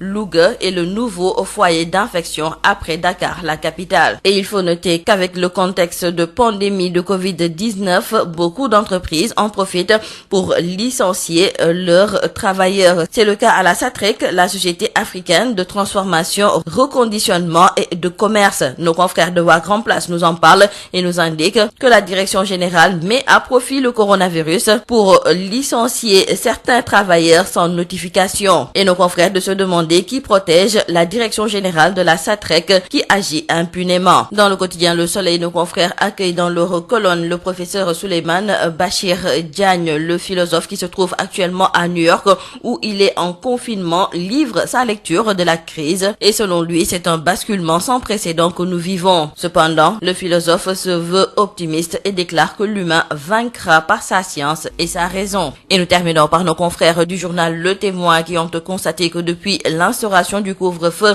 interdisant la circulation interurbaine ou interrégionale, que les accidents ont diminué de plus de 80%. 2 semaines avant le couvre-feu, 320 accidents de la circulation avaient été enregistrés sur l'ensemble du territoire national. Ils avaient fait 14 morts, mais depuis le couvre-feu, il n'y a eu que 125 accidents avec 13 décès seulement. Et chez les mototaxis Jakarta, 0 accident, 0 décès. C'est tout à vos journaux et très bonne lecture. CSIP, ñëpp ràññee ko ci compagnie sénégalaise industrielle de PVC, est une société spécialisée dans la production et la commercialisation de tuyaux en PVC et en PHD. ñëpp ko ràññee ci réew mi ndax liggéey bu mucc ayib. sous-région bi fu nekk la ñuy fàqee di ñëw fii nga xam ne mooy Sénégal rafetlu seen liggéey lool naw leen lool. ñu leen di proposer gamme boo xam ne dafa jëm ci diamètre 20 ba diamètre 400 mm, lépp jëm ci ay évacuation, assainissement, pression ak adduction d'eau potable. Nous avons aussi des tubes télécom et des tubes orange. Loo namm ci tube orange wala tube télécom fekk ko ci ñun. Nous disposons aussi d'un parc industriel relativement jeune. Amit laboratoire boo xam ni bokk na ci yi nga xam ne moo mujjee génn ci àdduna bi. Amit capacité de production bu doy. Loo ci soxla rek ñu defal la ko. Ba noppi it dañ lay jàppale ci rapport qualité prix toppatoo la xool say bëgg-bëgg gunge la jàppale la. Am nañu équipe bu dynamique boo xam ne loolu rek moo ko tax a jug dañuy fexe client bi bëgg lool di kontaan lool lu ñu la jox nga ne gongo. compagnie sénégalaise industrielle de PVC ña nga ca domaine industriel de Diamniadio lo numéro 66 appelez-nous au 33 950 54 54 woo leen ci 33 950 54 54 70 569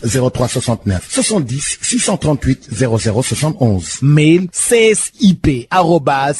csip@csip.sn. Visitez notre site web www.csip.sn. À l'établissement Mbaye Frères, votre confort à l'aide d'une production et distribution locale de qualité est notre unique priorité. À cet effet, nous vous proposons ce qui se fait de mieux en matière de confection de double vitrage, qui est un procédé qui permet une totale isolation acoustique et thermique. Plus de nuisances sonores, plus de transfert de chaleur et moins de dépenses d'énergie. L'établissement Mbaye Frères, c'est également un équipement de dernière technologie en ce qui concerne les finitions de verre, polissage prestige, biseautage 45 degrés, découpe sur gabarit. À l'établissement Mbaye Frères, tout le savoir-faire et l'expertise locale sont mis à la disposition pour une parfaite prise en charge de vos besoins et une totale satisfaction de notre clientèle. Adresse HLM 1, rue 13, avenue Cheikh Ahmadou Bamba, Dakar. Téléphone 33 864 75 15. CSIP et les établissements Mbaye et Frères vous ont offert la revue de presse.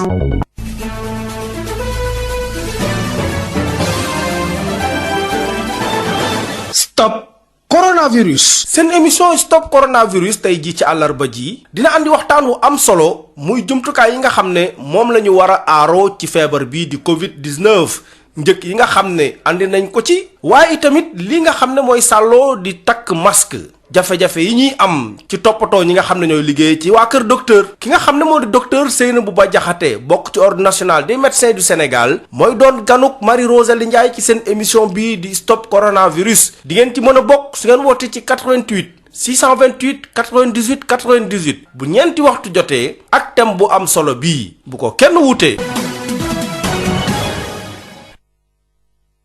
Sud FM vous transporte partout au Sénégal et dans le monde. 98.5 sur internet www.sudfmsenradio.com. C'est la différence.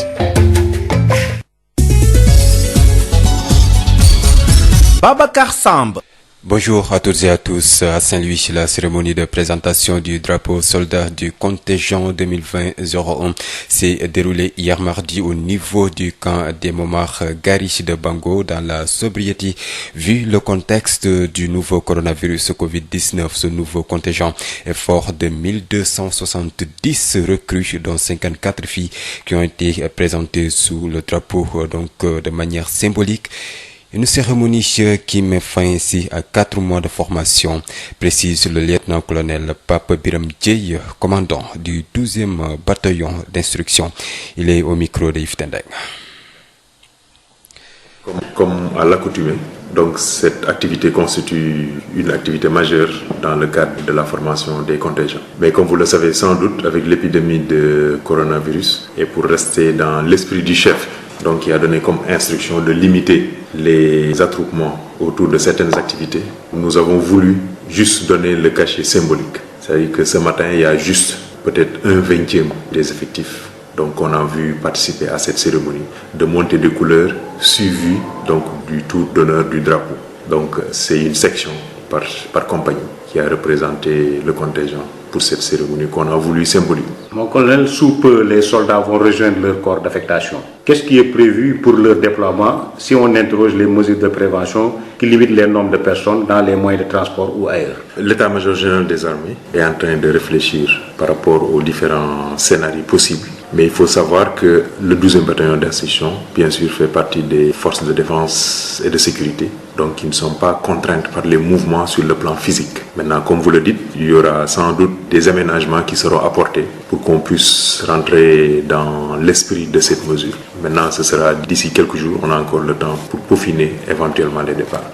Par rapport à l'arrivée de la deuxième fraction de l'année, qu'est-ce qui est prévu entre l'état-major et le 12e bataillon d'instruction, toujours par rapport aux mesures de prévention? En fait, le 12e bataillon d'instruction reçoit le contingent à incorporer. Donc le 12e bataillon restera toujours prêts à incorporer n'importe quel soldat envoyé ici.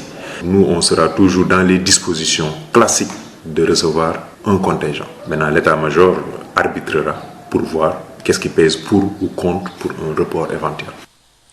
Quittons Saint-Louis, direction le sud du pays à Ziguinchor. C'est une baisse drastique du taux de consultation qui est notée dans les structures de santé, pour la plupart désertées par les malades. Les populations, par crainte d'être considérées comme suspects Covid-19 ou d'être contaminées, rechignent à aller se faire consulter. Constat sur place à Ziguinchor, Ignace Dey. Les malades se font désirer dans les structures sanitaires de Ziguinchor, parfois vides et qui présentent l'image des jours fériés.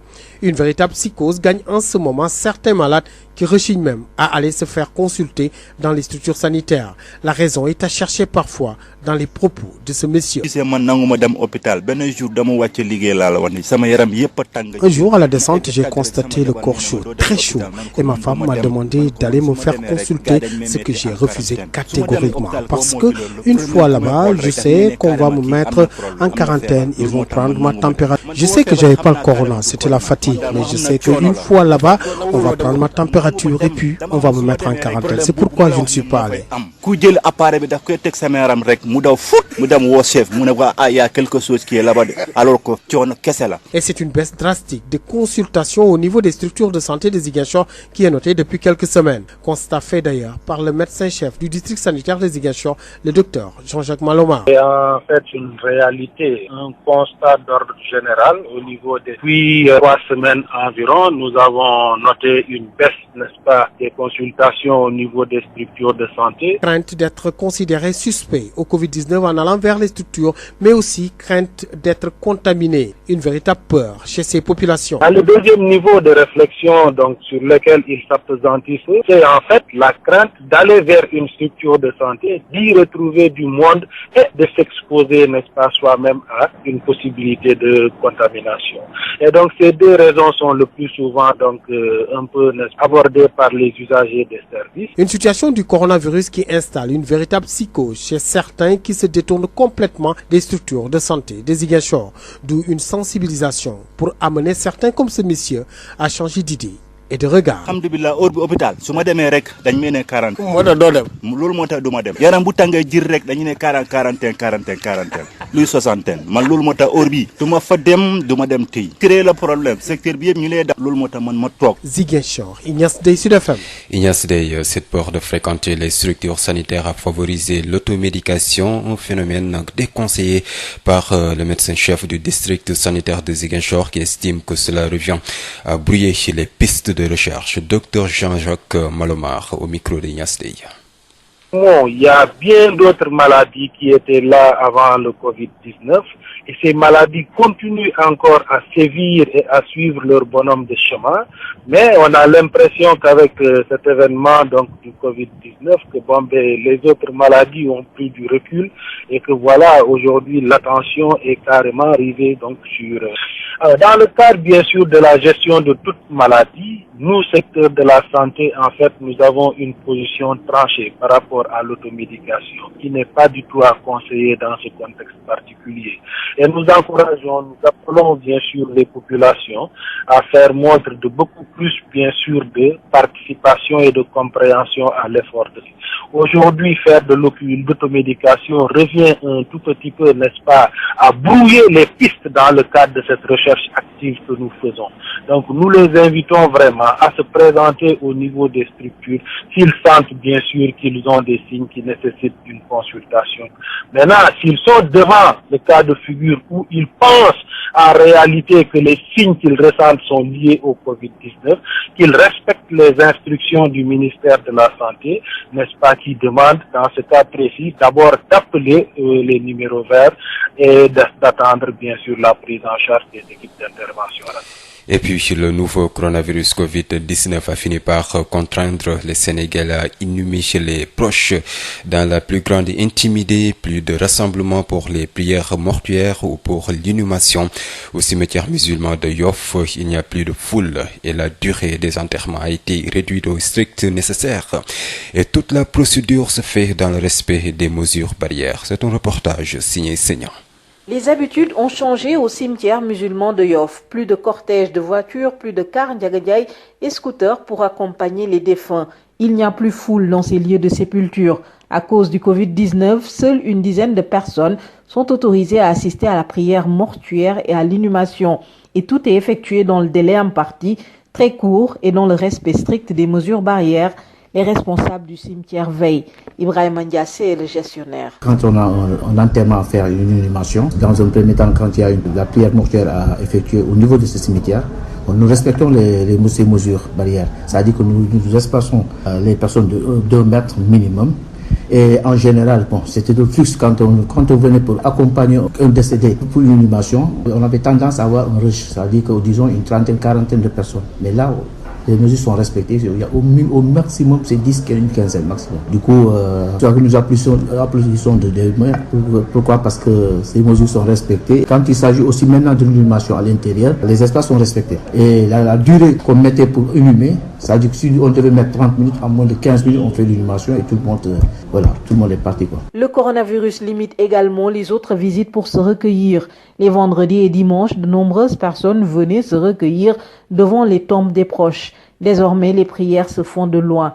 Les visites sont devenues rares, explique Ibrahima Ndiassé. Ce risque-là ça a beaucoup diminué, surtout les vendredis. Les vendredis, on avait une affluence monstre au niveau du cimetière. Mais depuis qu'il y a ce virus-là, qu'il y a ce confinement, j'ai constaté, moi, personnellement, en tant que gestionnaire du cimetière, que les visites ne sont plus comme avant. Les gens ont tendance à ne plus venir. Certes, il y a quelques-uns qui viennent pour la prière, pour se recueillir. Plus de visites de recueillement, plus de rassemblements pour accompagner les défunts, des funérailles dans le cercle restreint de la famille. La pandémie oblige à vivre le deuil et les obsèques dans la plus grande intimité. Saignant vers des difficultés dans la distribution de l'aide alimentaire d'urgence à Thiès, la Fédération départementale des associations de personnes en situation de handicap déplore l'exclusion de ses membres dans les comités de ciblage. Face à la presse, le président Youssouf Faye a dénoncé la réticence de certains chefs de quartier. Il demande au préfet de Thiès de réagir et de corriger ce qu'il appelle les irrégularités. Le président de la Fédération départementale des associations de personnes en situation de handicap avec Babacar Ndaw. Nous avons reçu la circulaire avec les termes de référence annexés du ministre du Développement communautaire et de l'équité sociale en date du 1er avril. Nous avons pris connaissance de sa teneur et nous avons saisi aussitôt qui de droit, c'est-à-dire le préfet, les chefs de quartier, pour voir s'ils avaient la même compréhension du document que nous. Mais en fin de compte, nous avons constaté qu'il y a une mauvaise lecture et une mauvaise interprétation des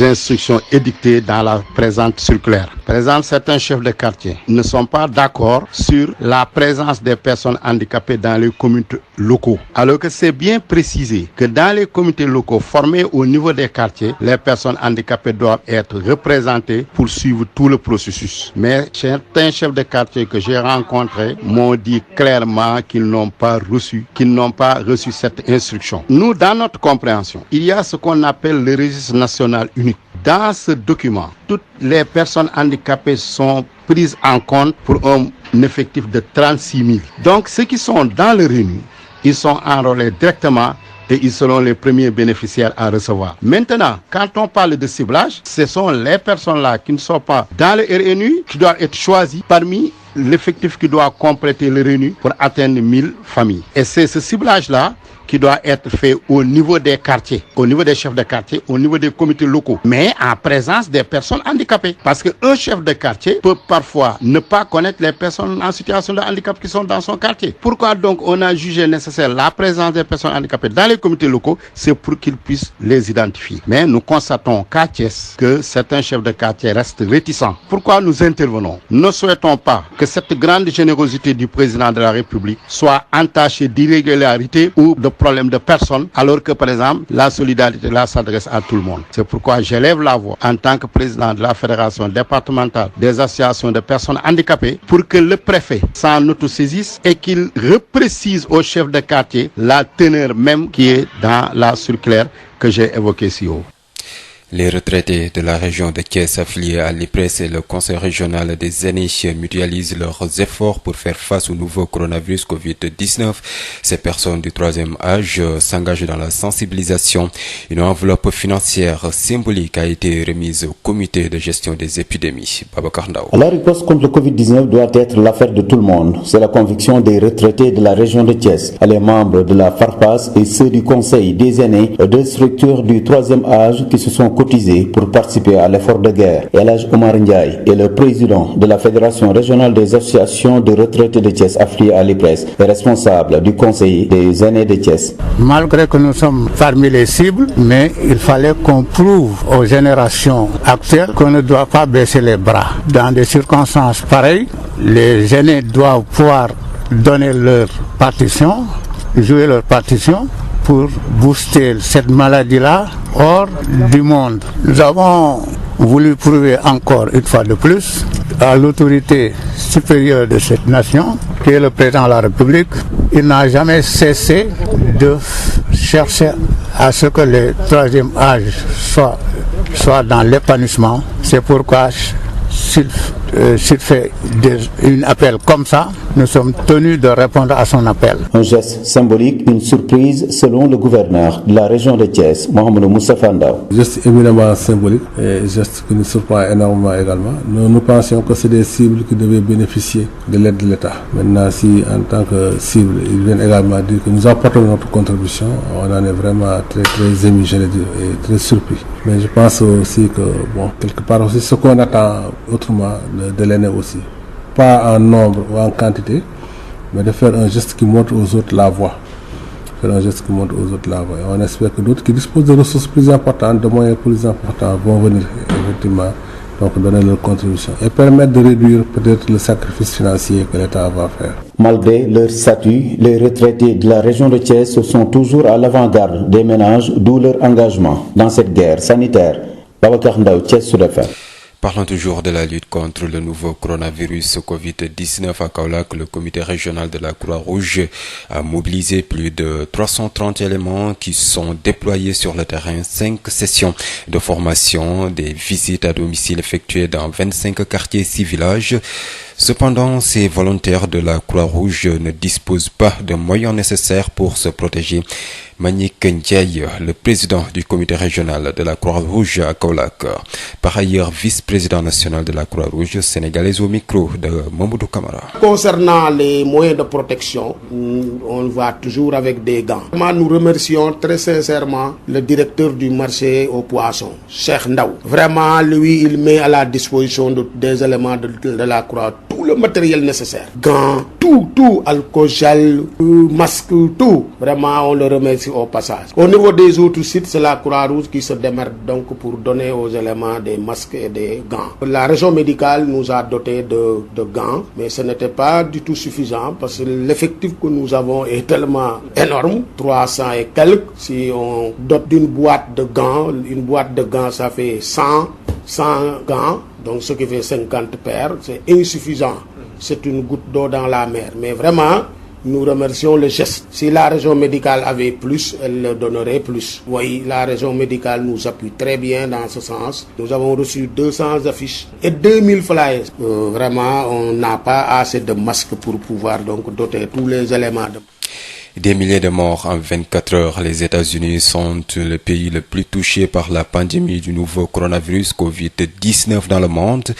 Plusieurs États vivent en confinement total. C'est le cas de New York, donc où vivent et travaillent plusieurs Sénégalais. Parmi eux, Mamoudou Ndoye, habitant de New Jersey Sud, qui évoque dans ce reportage leur quotidien d'étrangers confinés et craignant donc d'être contaminés par le coronavirus. Toutefois, grâce à l'entraide et la solidarité de la communauté sénégalaise, il arrive à tirer leur épingle du jeu. Amadou Moustapha Dian. Les Sénégalais, ils vivent le confinement avec difficulté, surtout à New York. Garder le moral malgré le confinement n'est pas chose aisée, surtout à l'étranger. Eh bien, c'est le dur labeur des Sénégalais établis au pays de l'oncle Sam, les États-Unis, fortement frappés par la pandémie. Mamoudou Ndoye vit et travaille à New Jersey, l'une des villes américaines confinée est très touchée par la maladie Il raconte j'ai pas bougé de ma maison. Quand je sors de la maison, c'est pour aller acheter de la nourriture ou bien et puis c'est tout. Mais pour sortir comme ça, marcher comme ça, non. À moins que tu peux faire des marches au niveau de ta maison, quoi. Après ça, tu rentres à la maison. La situation, donc, vraiment, c'est un peu difficile, quoi. Mais actuellement, Dieu est grand. Les gens les respectent quand même. Ils respectent, le confinement. Au confinement s'ajoute le stress lié à la perte d'emploi et de revenus, car le Covid-19 vide également les poches de certains émigrés. Comme ay chauffeur taxi wala affaire yooyu bon jaaykat yi mbedd yooyu ñooñu moom affaire bi xaw na leen xaw a métti si ñoom trop su fekkoon tey dencoo maanaam yenn kii somme yi dina xaw a métti yow. Dans ces moments d'angoisse et d'incertitude, la solidarité de la communauté sénégalaise est un rempart en attendant l'aide du gouvernement américain. Oui, vraiment, il y a la solidarité entre nous. Parce que même hier, on avait un daïra là qui disait si chaque personne a besoin d'un aide, il a qu'à le signaler. Donc, on s'entraide entre nous. Ensuite, on entend des chèques au niveau du gouvernement. Que chaque famille, vous êtes marié, vous avez au moins $5,000, $1,200 each, c'est-à-dire $2,400 le couple. Les enfants auront au moins $500 à $700. Donc c'est bon, Inch'Allah. On attend vraiment les chèques. Aussi loin qu'ils se trouvent, ces Sénégalais ont le cœur et l'esprit au pays. En attendant de revivre pleinement le rêve américain, nos compatriotes comptent les jours et les nuits du cauchemar covidien. Amadou Moustapha Dian, plus de 2200 morts en l'espace de 24 heures, bilan record aux États-Unis. Le président américain Donald Trump a annoncé mardi qu'il suspendait la contribution des États-Unis à l'Organisation mondiale de la santé OMS à raison de sa mauvaise gestion de l'épidémie du coronavirus. Aujourd'hui, je cite, j'adore la suspension du financement de l'Organisation mondiale de la santé pendant qu'une étude est menée pour examiner le rôle de l'Organisation mondiale de la santé dans la mauvaise gestion et la dissimulation de la propagation du coronavirus, a-t-il déclaré. Le monde a reçu plein de fausses informations sur la transmission et la mortalité du Covid-19, a-t-il ajouté dans un long réquisitoire contre cette agence de l'ONU. Les États-Unis, je vous le rappelle, sont les premiers bailleurs de l'Organisation mondiale de la santé OMS avec plus de $400 millions par an. Parlons tout à fait autre chose. Vaste opération de déguerpissement sur l'axe Buntu-Pikine-Église. Les bulldozers ont démoli toutes les cantines installées sur cet axe. Les commerçants sollicitent un recasement. Le site doit accueillir un projet de construction d'un autopont pour régler le problème des embouteillages donc sur la route nationale numéro 1. C'est un reportage signé El Hadji Moussa Thiam. Des commerçants désemparés qui ramassent tout ce qui peut être des marchandises issues des cantines. Certains ferrailleurs et brocanteurs profitent de la situation pour marchander les cantines démolies des commerçants.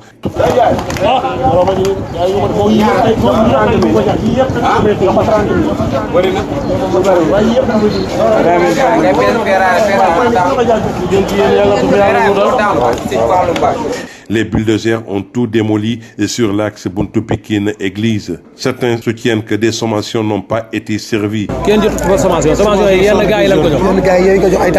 72 heures la woon te loolu jàll na tey nag dañoo xëy ni nu tëj leen dañoo ndax corona bi beneen waaye dikk daal di tëj dindi leen seen bayaal dañu yàq kànte joxuñu nu sommation. Contrairement à d'autres qui soutiennent le contraire et sollicitent un programme de recasement pour les permettre de continuer leur activité. Parce que dañ leen a yàgg ni leen même bu leen bañu noo jóg mais wutal leen fu nu nekk wala ngeen jox nu loo xam ne dinañ mën a wuti fu nu nekk waaye nit nekk ci barab lu bëgg a mat ay 20 ans yoo xamante ni wax dëgg yàlla fi laay daane sama doole yor sama jabar mais bu ndikkee ba di nu def lii mën nañ ni nu kat jàpp leen ci lii wala kaay leen toog fii. Pour rappel, cet axe Buntu-Pikine-Église fait partie du projet de déviation de la RN1 avec la construction d'un autopont à la cité Lobat Fall pour lutter contre les embouteillages monstres notés ces derniers temps dans la banlieue dakaroise. El Hadji Moussa Thiam, Radio Sud FM. El Hadji Moussa Thiam, des sommations ont été servies aux propriétaires de cantines, des réunions et forums de sensibilisation également tenus sur toute la procédure respectée et épuisée, précise en tout cas le préfet du département de Pikine, Moustapha Ndiaye, avec El Hadji Moussa Thiam. C'est une opération de libération d'emprise. Vous n'êtes pas sans savoir que l'État du Sénégal, dans le cadre de sa politique d'amélioration de la mobilité urbaine, a envisagé de construire 12 autoponts, dont celui de Lobot Fall. On a vu que avec la construction de cet autopont-là, il faut une voie de déviation. Le temps des travaux parce que l'autopont va être érigé sur la RN1 qui reçoit beaucoup de trafic. Et dans le projet, il est prévu ici à l'entrée de Pikine, communément appelée Bundu Pikine, une voie de déviation qui sera construite en 2 fois 2 voies et qui va longer la route des Pères Maristes pour déboucher sur la VDN, la voie de contournement de Pikine. Donc on a épuisé la procédure en la matière. Ils ont été sommés. On a tenu beaucoup de réunions, on a tenu un forum de sensibilisation à leur endroit. On a délivré les sommations. Ça fait bientôt 4 mois qu'on court derrière cette opération-là. Mais les occupants de cette voie publique-là ne voulaient pas entendre raison. Vu l'urgence qui est liée à ces travaux-là, aujourd'hui, on est venu appuyer par les éléments du commissariat de Pikine pour effectivement procéder à la libération de l'emploi. Oui, au cours du forum, on s'est réuni avec le maire de la localité, le maire de Pikine-Ouest. Il s'est engagé à trouver vraiment quelque chose pour recaser ces occupants-là, qui n'est pas aussi une obligation. Il a promis de chercher vraiment, de tout faire pour trouver un lieu où il pourra recaser ces jeunes commerçants-là. À l'instant, Moustapha Ndiaye, préfet du département de Pikine. Ainsi s'achève cette édition d'information. Mais juste avant de vous quitter, je vous rappelle les gestes barrières pour lutter contre le nouveau coronavirus. Gardez une distance de sécurité, c'est respecter la distanciation sociale. Lavez-vous souvent les mains, couvrez-vous la bouche quand vous toussez, vous êtes malade. Appelez donc les services de santé. Restez chez vous autant que possible. À l'écoute bien sûr de Sud FM Sen Radio pour vous informer. À partir de 8h, vous aurez El Hadji Maodo Faye pour le journal Wolof. D'ici là, portez-vous bien.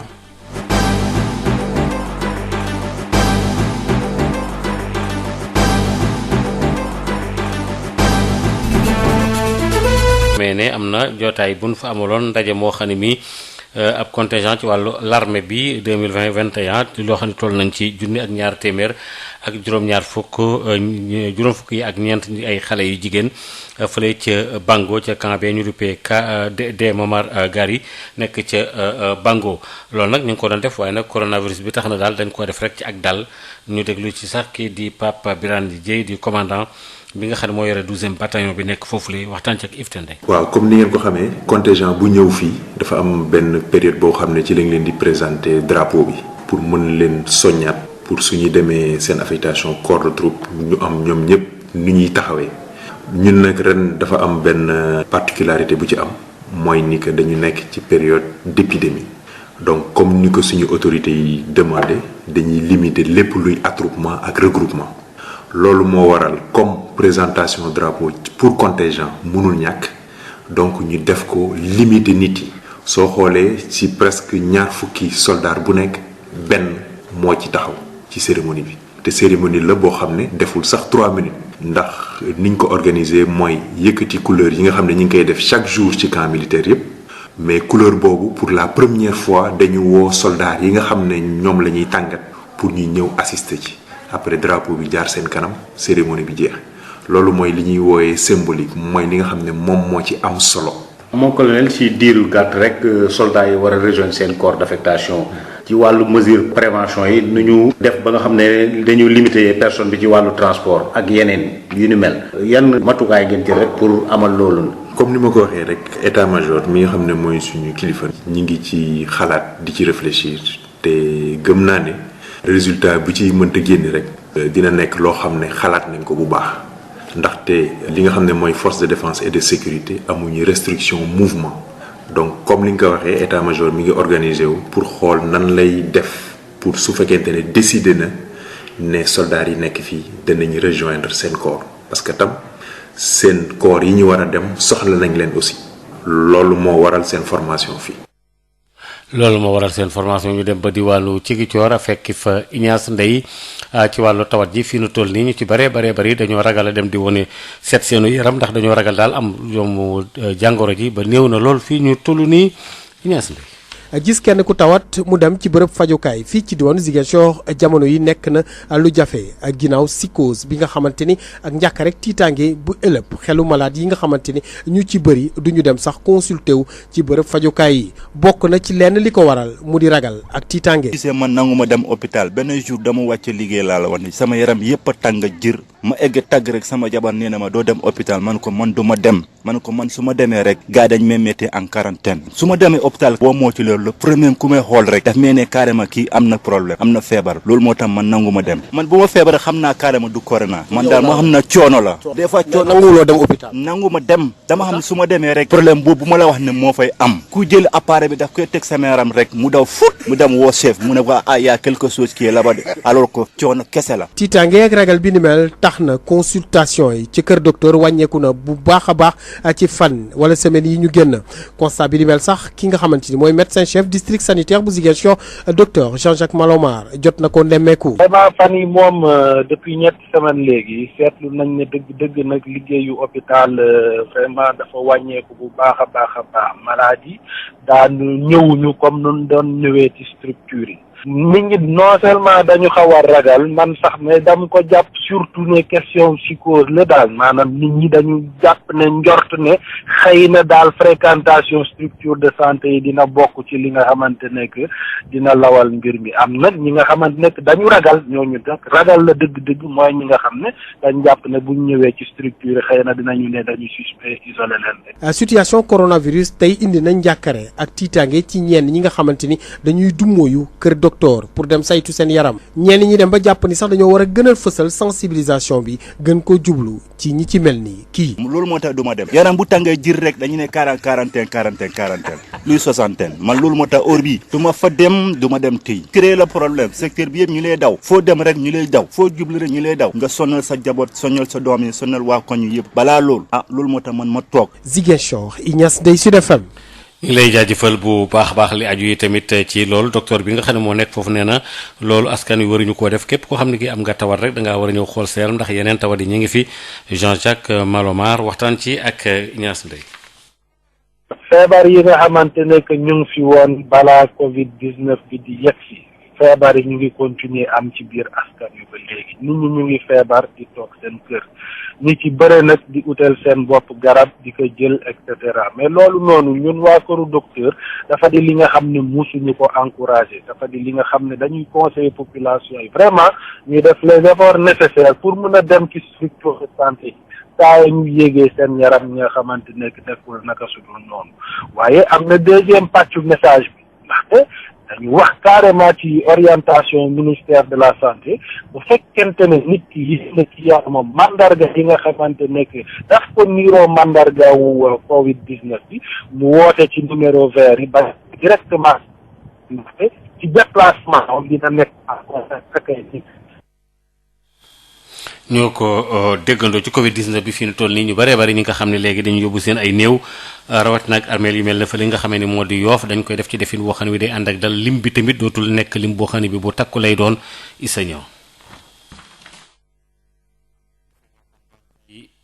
daañu ci dikkaat léegi gannaaw ba nga xamee ne ci coronavirus bi fi ñu toll nii ak i tamit maanaam Covid 19 bi xeex bi ñu koy xeex tax na ba yegg nañ sax ba ci ñi nga xamee ne dañu am mbokk mu faatu rob gën koy rob ci armeel yi fi ñu toll nii rawat naag yee nga xam ne moo nekk fële ca Yoof lim bi doo tey néew tey daañu ko def ci daal goo xam ne gi dootul amati daal ay oto ak daal xumbeen Issa Niang coppite moom am na ca sëgg yu nekk ca Yoof amatul oto yu tegle ay kaaru njaganjaay yu ñu yépp ak scooter yu jiitu ngir yóbbu néew ndaje amatul ci bërëb boobu ndax coronavirus lu jege fukki nit rek lañu may ñu daal di teewee julli néew bi ak denc bi te lépp ci diir bi nga xam ne dañ leen ko may diir bu gàtt te it ñu sàmmanteeg li nga xam ne moom mooy mesure barrière yi ngir moytandiku feebar bi law ñay toppatoo sëgg yi ñoom ñi ngi ciy bàyyi xel Ibrahima Ndiassé moom mooy gestionnaire. procédé à un enterrement ñii dañ doon ñëw accompagner seen mbokk bu wàcc ci liggéey mais depuis bu confinement bi amee mooy Covid 19 bi am ni malheureusement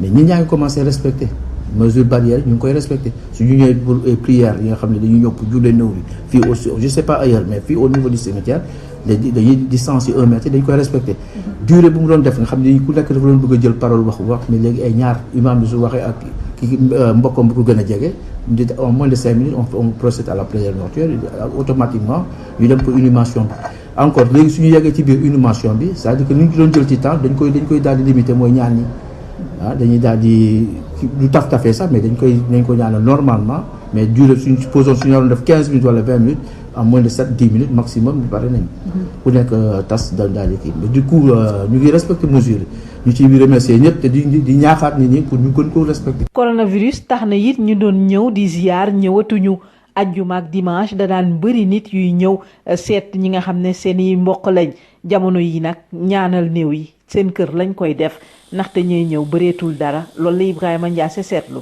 ziar ñu surtout ajjuma lañ doon wax dimanche bi mais gis nañu ni wàññi nañ ko trop ñu doon ñëw suñu xam ne chaque vendredi chaque dimanche ils étaient là mais fu mu nekk nii li ñu doon am ci ay nit suñu doon am 100 fu mu nekk nii duñu ëpp ñu 20 wala 30 personnes. bëreetul ziar ci sëgg yu nekk ca Yoff amatul daje ngir daal di denc néew daanaka li nga xam ne moom mooy dëj coronavirus tax na ci biir njaboot yi la yem. ci biir njaboot yi la yem ci loolu ñu dem ci xabaar yi ba léegi itam li nga xam ne tam moo aju ci wàllu lenn rek ci ay jafe-jafe yi nga xam ne tam dafa am ci wàllu séddale gi ñuy séddale li ñu duppee aide alimentaire bi tam baral ko dem fële ca Thiès moom fédération bi nga xam ne moo yore département boobu ci lépp loo xam ne aju na ci wàllu nit ñi nga xam ne tam dañoo nekk ci ay jafe-jafe tey tamit seen i cër am ay laago ñoom daal itam daal mel ne daal ñoom dañ leen a beddi su fekkente ni dégg nañ seen ay kàddu gën a ba ñuy jànloog taskatu xabaar yi am na ay kàddu yoo xam ni jot na rot foofule président fédération boobu nga xam ne moo nekk foofule tamit di moom andi na sax ci ay leeral ci micro kii di Babacar Ndaw ñëw déglu.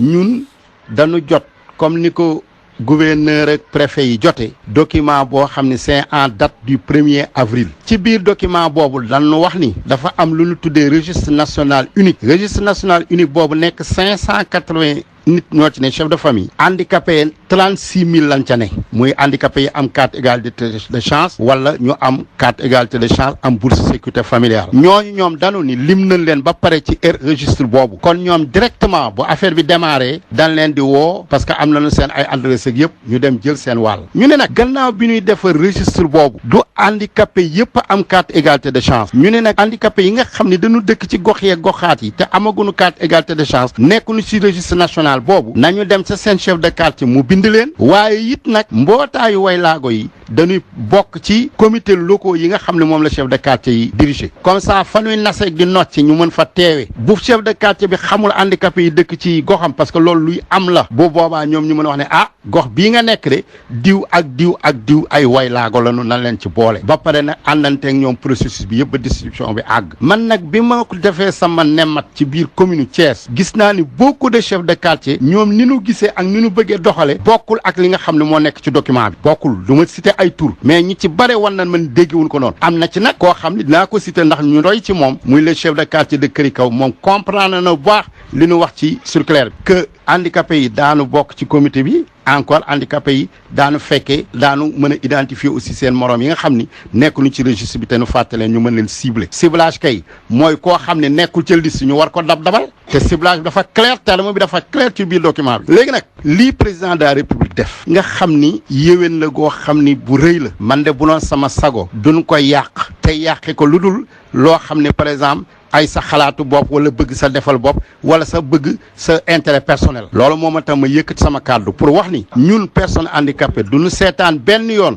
lii nga xam ni moom la document bi wax ñoom ñu bëgg ko defe ne ma doon ñaan nag préfet moom mu repréciser instruction yi chef de quartier yi sinon nag ñun way laago yi ñun xam ngeen ni ñun actuellement suñu kàddu àgg na ba ci président de la république ndax ñi ngi conseil haut conseil ñi ngi comité économique et social conseil économique et social ñi ngi fu nekk kon bu ñu gisee ni suñu intérêt dañ ko nar a bafouer daanu élever la voix nag te bu boobaa nag chef de quartier yi nga xam ne sax ñoo bañ a exécuter instruction bi clairement daan tudd seen tur siiwal leen ci biir Sénégal was kooku di Youssoufa Faye jiite leen itam ci ñooñu nga xam ne ay handicapé la nekk fële ca Thiès retraité yi nekk ci diwaan boobu di Thiès ba léegi itam te bokk tamit ci waa IPRES tamit nam ak conseil régional bi nekk foofule daal ñoom rek wax nañu ne daal ba ñu ngi boole seen kattan ngir daal jàkkaarloo ak Covid 19 bi ñoom tamit daal ñi nga xam ne sax ñoom troisième âge lañ leen duppee nga xam dem nañ ba yegg ci ay retraite taxaw nañ ca bu baax a baax amit ay xalaat yu ci jotorot Babacar Ndaw xeexu mbasu Covid 19 warul bàyyi kenn loolu gis-gis magub àll traité yi bokk ci IPRES nekk ci diwaanu Thiès bu ñu sukkandikoo seen jiit El Hadj Oumar Ndiaye looloo waral tey jii ñu dajale as tuut la ñu yor jël enveloppe jébbal ko gouverneur bu diwaanu Thiès. loolu moo tax bi président de la République jëkkee jël mesures yi mu jëkk a jël ci suñuy concertation ñu ne ñun bu ñu xaar dara nañu dellu ci suñuy kër confiner suñu njaboot yi digal leen ñu toog ci kër gi digal leen ñu raxasul digal leen ñu mesures yi ñu jël yëpp ñu respecté ko booba la ñu commencé ñun di def activité yooyu ba yàlla dogal far ñu jël xalaat ni war nañu nag def benn geste symbolique. ak gouverneur bu diwaanu Thiès am mberteel bu neex wayit xaarul woon ci lii nga xamante ne mag ñi def nañ te ne jàpp na ne tey jii dañoo war sax jàppale mag ñi Mouhamadou Moustapha Ndaw gouverneur bu diwaanu Thiès. mais di am mbégte di leen recevoir tey si assistance bi ngeen ñu indil bett ngeen ñi nag parce que ni nga ko waxee sànq yéen it ay normalement ay cible ngeen woon normalement si bu ñuy séddale war na leen si jàppale leen nga xam ne aide bi état bi di indi di yëkkati seen alalu bopp indi ko waroon bokk si ñuy recevoir dañ si kontaan trop jàppale da ngeen bëgg a wax comme ni ngeen ko wanee rek wane comme ni ngeen ko waxee que si dëkk bi ngeen bokk nekk retraite nag taxul nga génn si activité dëkk bi lépp lu dëkk bi soxla war nga si mën a taxaw lépp loo xam ne tamit laaj na ko nga war a jox sa contribution nga jóg jox sa contribution exemple la en tout cas boo xam ne bëgg nañ ñëpp dégg ko. àll traité yu bokk ci FARPAS ak conseil national des aînés bu diwaanu Thiès seen lëkkaloo seen ñetti antenne yu Tivaouane Mbour ak Thiès fas yéene nañu dugal seen loxo ci sensibilisation bi dinañ wax ak askan bi waaye it rawatina waa diwaanu Thiès ñu gën a sàmmonteeg digle waaye kër docteur Babacar Ndaw Thiès Sud FM. Babacar ñu ngi lay jaajëfal bu baax a baax ba léegi tamit ñu ngi ci Covid 19 bi xeex bi nga xam dañ ko koy xeex itam fële ca Kaolack itam comité régional bi nekk foofu ci waa Croix Rouge ñoom tamit daal dajale nañu sax lu mu gàtt luy tolloog 300 ak fanweer ci ay éléments yoo xam ne yi ñoom ñëpp dañ leen a yóbbu foofu daal ci terrain bi ñu xool itam liggéey bi ni nga xamee ne noonu lañ ko war a mën a defee daal ñu tolloog 20 quartier ak juróom yoo xam ne itam ak village itam juróom benn yoo xam ne daal waaye nag am na ay volontaires yoo xam ne ñu nga nekkaale ci biir kii di Mbagnick Ndiaye nga xam ne moo jiite comité boobu régional boobu la sax am na ay kàddu yoo xam ni dénk na ko Mamadou Camara ci seen liggéey boobu la ñu teg. ñu gërëm vraiment autorités sanitaires yi parce que tax na ñun ñu am quelques gants ak masques pour mun a protéger xale yi mais nag protection boobu du ñëpp ñoo ci doon comme dañoo sakkan nag neexu ñoo équipé boo ko seetloo dispositif bi Croix-Rouge lim ci joxe ci nit gowuma am na keneen ku ko def 300 nit ak ñaar fukk ak ñett bu ngeen ko seetloo ñeneen ñi liggéey ci feebar bi yëpp xëy na ay fonctionnaire de l'État la ndaw Croix-Rouge rek ñoo bokkut état am na ñu ko am mais du ñëpp 300 nit neexu ñoo wuutal masque ak gant moo tax dañ doon aylante ñii buñ monté tey bu subaa ñële monté avec les moyens du bord fekk na nag ñun problème mu masque moom amuñu woon problème parce que amoon na projet bu fi nekkoon muy DREF inondation dañ ñu indiloon ay masque tombé lii am masque yooyu lañ doon utiliser ak li ñu waa région médicale jox vraiment ak ay gants moom la ñuy utiliser pour mun a protéger xale yi parce que protection bi benn parents yi dana tax ñu xam ne kii li muy définir amu ci ngaañ ñi nga xamante ne ñoom ngaay waxalit danañ xam ne kii di ma digal pour ma sol gant pour ma masque pour ma raxasukat moom da cee njëkk loolu dafay neexal liggéey bi mais boo ko defut rek sa liggéey sooxe na parce que am na ñoo xam ne nag bu ñu xamee àddina danañ ne kii lim ñuy wax moom fekkuñ ko ci am na ma nañ ñu ci am ay inquiétude vraiment ay jaaxle est-ce que xale yi lii ñuy def nii du leen jural nangam bon volontariat Croix-Rouge vraiment moo tax ñu bëri dugg ci mais bu nekkoon loo xam ne du amour pour xale yi ñu bëri duñ ci bokk vraiment ils l'ont fait avec amour. ci wàllu Covid 19 ba tey daanaka Amérique la fay faatu bari na lool am na nag ay Sénégalais yu fa nekk fii nu toll nii ñu ngi jàppalante ci seen biir waaye nag mbir mi ba léegi jot naa tarandi Amadou Moustapha Dieng. situation bi ñu nekk nii actuellement xaw na métti. dund ci jamono joo xam ne jamonoy confinement la doon na loo xam ne lu métti la rawatina boo nekkee bitim réew di doxandeem ci réew moo xam ne jamono jilee am na ay cas coronavirus yu bëri yu mel ni États-Unis dëkk yu mel ni New York ak New Jersey bokk na ci nga xam ne ñoo gën a loru Mamadou Ndoye ngi nii moom doomu réewu Sénégal la fa lay dundee di fa liggéeyee mi ngi ñu nettali jafe-jafe ak tiit gi muy dund jamono jile. parce que ñu ngi ci confinement nag li ci nekk mooy respecté rek bon fii depuis 2 mois et quelques ñëpp ñu toog seen kër kuy génn fii maanaam da ngay dem ngay génn si store bi maanaam ñoom dugg da ngay dugg soo paree nga ñibbi sa kër amul taxawaalu amul liggéey amul dara tellement fi kenn liggéeyul. lu jël confinement bi li leen la jël bokk na ci seeni liggéey yu doxatul seeni koppar di gën di wàññeeku rawatina ci ñi nekk ci yenn ci liggéeyukaay yi. comme ay chauffeur taxi yi wala affaire yooyu bon jaaykat yi mbedd yooyu ñooñu moom xaw affaire bi xaw na leen dina xaw a métti si ñoom trop su fekkoon tey dencoo maanaam yenn kii somme yi dina xaw a métti yow. ci jamono njàqare ak tiis bile dimbalante ñeel doomu réew mi day fés bu baax a baax ci daayira yi ak lu ni mel laata ñu jot ci ndimbalu gouvernement américain bi. oui ñu ngi jàppalante parce que on a des associations sénégalaises am nañu fa ay daayira murid yaa ngi fi daayira tijaan yaa ngi xaadir yaa ngi fi laayeen yaa ngi fi dañ ñëpp dañuy jàppale suñu bi macha allah démb rek maa ngi dem ba ñi nga am daayira online parce que actuellement daayira online la quoi online la nga def léegi démb rek suñu waa ji muy naan léegi ku ci am problème signalewul bu ko defee ñu jël en suuf la ñuy dimbale kenn bañ yéeg loolu ñu ngi koy defal baax suñu biir fi ñu ngi xaar aussi ay chèques yoo xam ne ñu ngi jóge si état bi bon si gouvernement bi bon coupe bu nekk di nga am au moins $2,400 xale yi dañu am $500 boo amee ay doom $500 donc côté boobu moom ça va quoi encore bu la neexee nga bañ a fay location bañ a fay sa ndox bañ a fay courant ba affaire yi passé après nga commencé ko fay ndànk-ndànk. picc nga ci kaw waaye xel maa nga ci suuf doomu réew Sénégal fu mu munti nekk ci àdduna bi xel maa ngi ci réewam ñu nekk ci États-Unis moom ña ngay dund guddi gu bët setagul te seeni gént yëpp ay gént yu raglu la yu wutee loolu ak liñ fa wuti woon te li ko waral moo di Covid-19 bi le. di sàkku ñaan si yéen baax a baax. Pikine ba ngay dem ci église ba yëpp ay bulldozer lañ fa indi daaneel cantine yi ak yoon yi ndax dafa am benn autopont buñ bëgg a defar foofule coow li na kur ñoom nag nañu am nañ ci mbettaange El Hadji Moussa Thiam.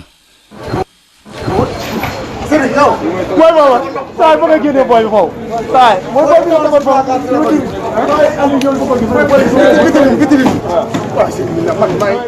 daanaka commerçant yi ci njàqare la ñuy taxaw nag di daal di for nag lépp lu mën a nekk rek ci marchandise yi nga xam ni moo ngi tukkee ci seeni cantine yi ñu dajji. ñenn ñi nga xam ni sax dañuy jaay feeraay commencé nañu ñëw di waxaale cantine yi nga xam ne dañ leen a toj te commerçant yi nga xam ne nag nekk ci njàqare xamuñu nuñ cay def.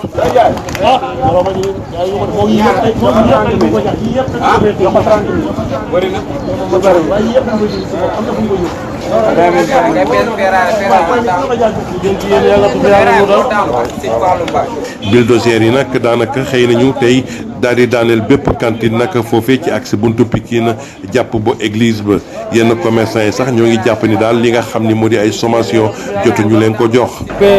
kii délégué yi kenn jotu ko sommation yi yenn gars yi lañ ko jox. yenn gars yi yooyu ko jox ay tànn di jox. waaw 72 heures la woon te loolu jàll na tey nag dañoo xëy ni nu tëj leen dañoo ndax corona bi beneen waaye dikk daal tëj dindi leen seen bagage dañu yàq cantine joxuñu nu sommation. ñeneen ñi nag jàpp ni loolee am na waaye nag lu ñu gën a sàkku rek mooy ñu dimbali leen ci nañ leen mën a recaser ci yeneen i bërëb ndax ñu mën a continuer seen liggéey ndax si lañ sutur lawu. parce que dañ leen a yàgg ni leen même bu leen bañunoo jóg mais wutal leen fu nu nekk wala ngeen jox nu loo xam ne dinañ mën a wuti fu nu nekk waaye nit nekk ci barab lu bëgg a mat ay 20 ans yoo xamante ni wax dëgg yàlla fi laay daane sama doole yor sama jëmal mais bu ndikkee ba dinu def lii mën nañ ni nu kat jàpp leen ci lii wala kaay leen toog fii ay millions lan fi yàq. di fàttali rek ni li nga xam ne moo di axe boobee di buntu Pikine jàpp bu église ba nag bokk na ci projet déviation ci route nationale bi nga xam ni nag dañoo war a tabax sax benn autopont boo xam ni ca Cité Lobatt Fall lañ koy amelee loolee rek ngir xeex li nga xam ni moo di embouteillage yu tar yi nga xam ni commencé nañ ko nemmeeku ci route nationale bi jàpp bu ci biir banlieue bi El Hadji Moussa Thiam doon joti xibaar yi fii ci banlieue dakaroise pour rajo Sud FM. ci loolu sax préfet ba fa nekk di Moustapha Ndiaye indi na ci ay leeral ci ñi nga xam ne dañoo dëgëroon bopp waaye nag ñetti fan ci weer yi ba léegi joxoon na leen ay kayit ngir ñu bawoo foofule Moustapha Ndiaye. pour def li ñuy tuddee opération libération d'emprise maanaam fexe ba li nga xam ne ni moom la nguur gi namm fii ci bërëb bi. ñu jox ko emprise bi maanaam jox ko terrain bu mu mun a liggéeyee. gis ngeen fii ci buntu Pikine li fi nekkoon mooy occupation irrégulière de la voie publique. ñu waxtaan ci ak ñoom nag ci weer yi la ñu génn. woo leen ñoom ñëpp ñu ñëw réunion ñu ne leen fii état daf ko soxla parce que dañu am projet boo xam ne ni moom mooy projet d'amélioration de la mobilité urbaine ci biir projet boobu aussi dañu war a tabax li ñuy wax autopont fële ci rond-point Lobatt Fall donc bu ñuy tabax autopont bi aussi dañ ci yokkaale ay voies de déviation bi fii la war a jaar mu nekk loo xam ne ni dañ ko fi tabax mu nekk 2 fois 2 voies mu gën a génn ba fële ci voie de contournement bi donc ñu woo leen expliquer leen projet bi wax leen aussi ne leen dañoo soxla bërëb bi nañu jël seeni matukaay pour mën a libérer emprise bi ça fait ay 3 à 4 mois boobu ba léegi ñu seetlu aussi que ne ñoom demaguñu woon ba léegi. ñu ciy remercier aussi le maire de la commune de Pikine Ouest Pape Gorgui Ndong ci forum bi ak réunion yi mu tenir ak ñoom waxtaanoon na ak ñoom ba xam ne ñoom ci njabootam lañ bokk ci njabootu réew mi lañu te commune am lañu nekk mi ngi def ay jéego pour utal leen fu ñu mun a continuer seen commerce mais fii moom vraiment ñu xajal ñu ko ñu def fi liggéey bi nga xam ne ni moom lañ fi namm muy defar fi 2 voies mu dem connecté wu ak l'autopont bi ñuy tabax biir kër fële station EDK bi nekk Lobat Fall.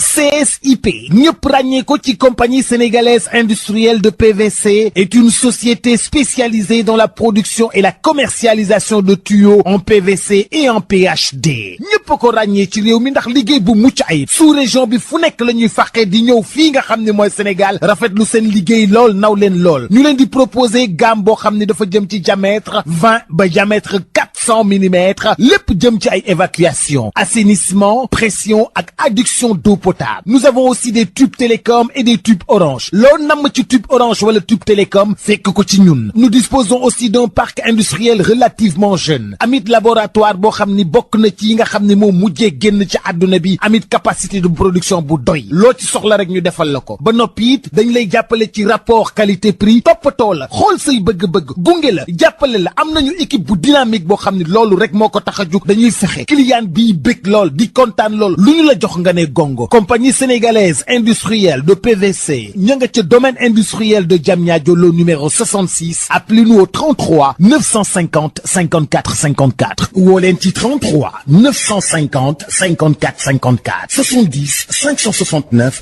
03 69 70 638 00 71 mail csip@csip.sn visitez notre site web www.csip.sn. su ngeen bëggee liggéey bu set bu mucc ayib ànd ak qualité ci wàllu production ak distribution établissement Mbaye et frères moo ci mën établissement Mbaye et frères amul morom ci confection double vitrage buñ la xësee defal double vitrage sa bureau wala sa dëkkuwaay dootoo dégg te coow lu bawoo ci biti naaj dootu la sonal te nag si ngay gën a mën a yaxanal courant établissement Mbaye et frères soo fa demee jumtukaay yi xew ci jamono waa Europe ak waa États-Unis di ko wër ñoom nga fay fekk ñooy finir sa verre ba mu rafet boole toog polissage prestige bu amul fenn ci adduna bi ak biseautage 45 degrés jumtukaay yooyu nag ñooy dagg verre bi nga bëgg ci gabari bu la neex. établissement Mbaye frère ñàkk ko xam wóorul ay nit ñu xarañ te man seen liggéey ñoo fay xëy bés bu nekk fas yéene jaamu seen soxla bëggal leen ba ngeen kontaan ak établissement Mbaye frère soxlaa wutul génn réew mi di wuti matériel lépp nga fa établissement Mbaye frère HLM 1 rue 13 avenue Cheikh Ahmadou Bamba Dakar téléphone 33 864 75 15. CSIP ak établissement Mbaye et frères ñoo leen di may seen revue de presse.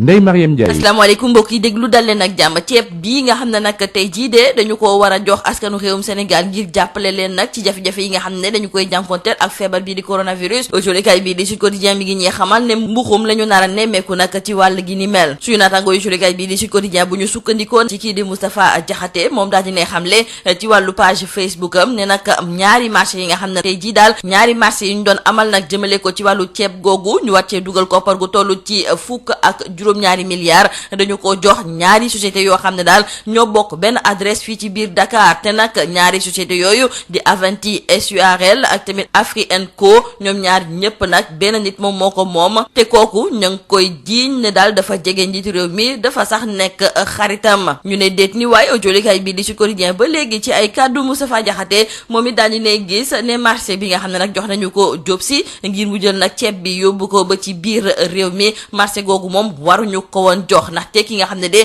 moom mooy Diop Sy su fekkente ne nag dafa nekk ab député ba pare di nangu nag di bokk ci ay marché loolu moom day jalgati yenn ci ay tëralin yu assemblée nationale suy naataangoo yu sulikaay bii di Sud Quotidien sax di laajte ndax kii di Ousmane Sonko bu Pastef ak Mamadou Lamine Diallo bu Tekki ndax ñoom tey ji sax amuñu dëgg tey ji ci kaw ñëpp ndaxte ñoom dañoo xamle woon ne duñu voté loi d'habilitation bi nga xam ne day tax ba njiitu réew mi ci diirub ñetti weer bépp dogal boo xam ne waa assemblée nationale ñoom ñoo ko waroon jël moom moo koy jël te lépp dugg ci wàllu xeex ga ñuy xeex feebar bii di coronavirus. autolikaay bii di tribune ñoom it daal di nañuy xeeñtu nag ab parfum mbuxum boo xam ne nag moom moo am daal ci wàllu marché ceeb bi ak tamit ci wàllu transport bi te it suñu naataango yi ñu ngi ñuy xamal ne kii di Ryan H&M moom moo gagné marché bi te dinañ ko ci fay ci lu tolloo ko juróom-ñeenti milliards moom moomu sax di Ryan H&M autolikaay bii di laas daal dinay jokkoo ak moom muy xam ne tey jii daal amul lenn loo xam ne nag daf koy nëbb ci wàllu marché googu nga xam ne daf koo gagné moom moomu di Ryan H&M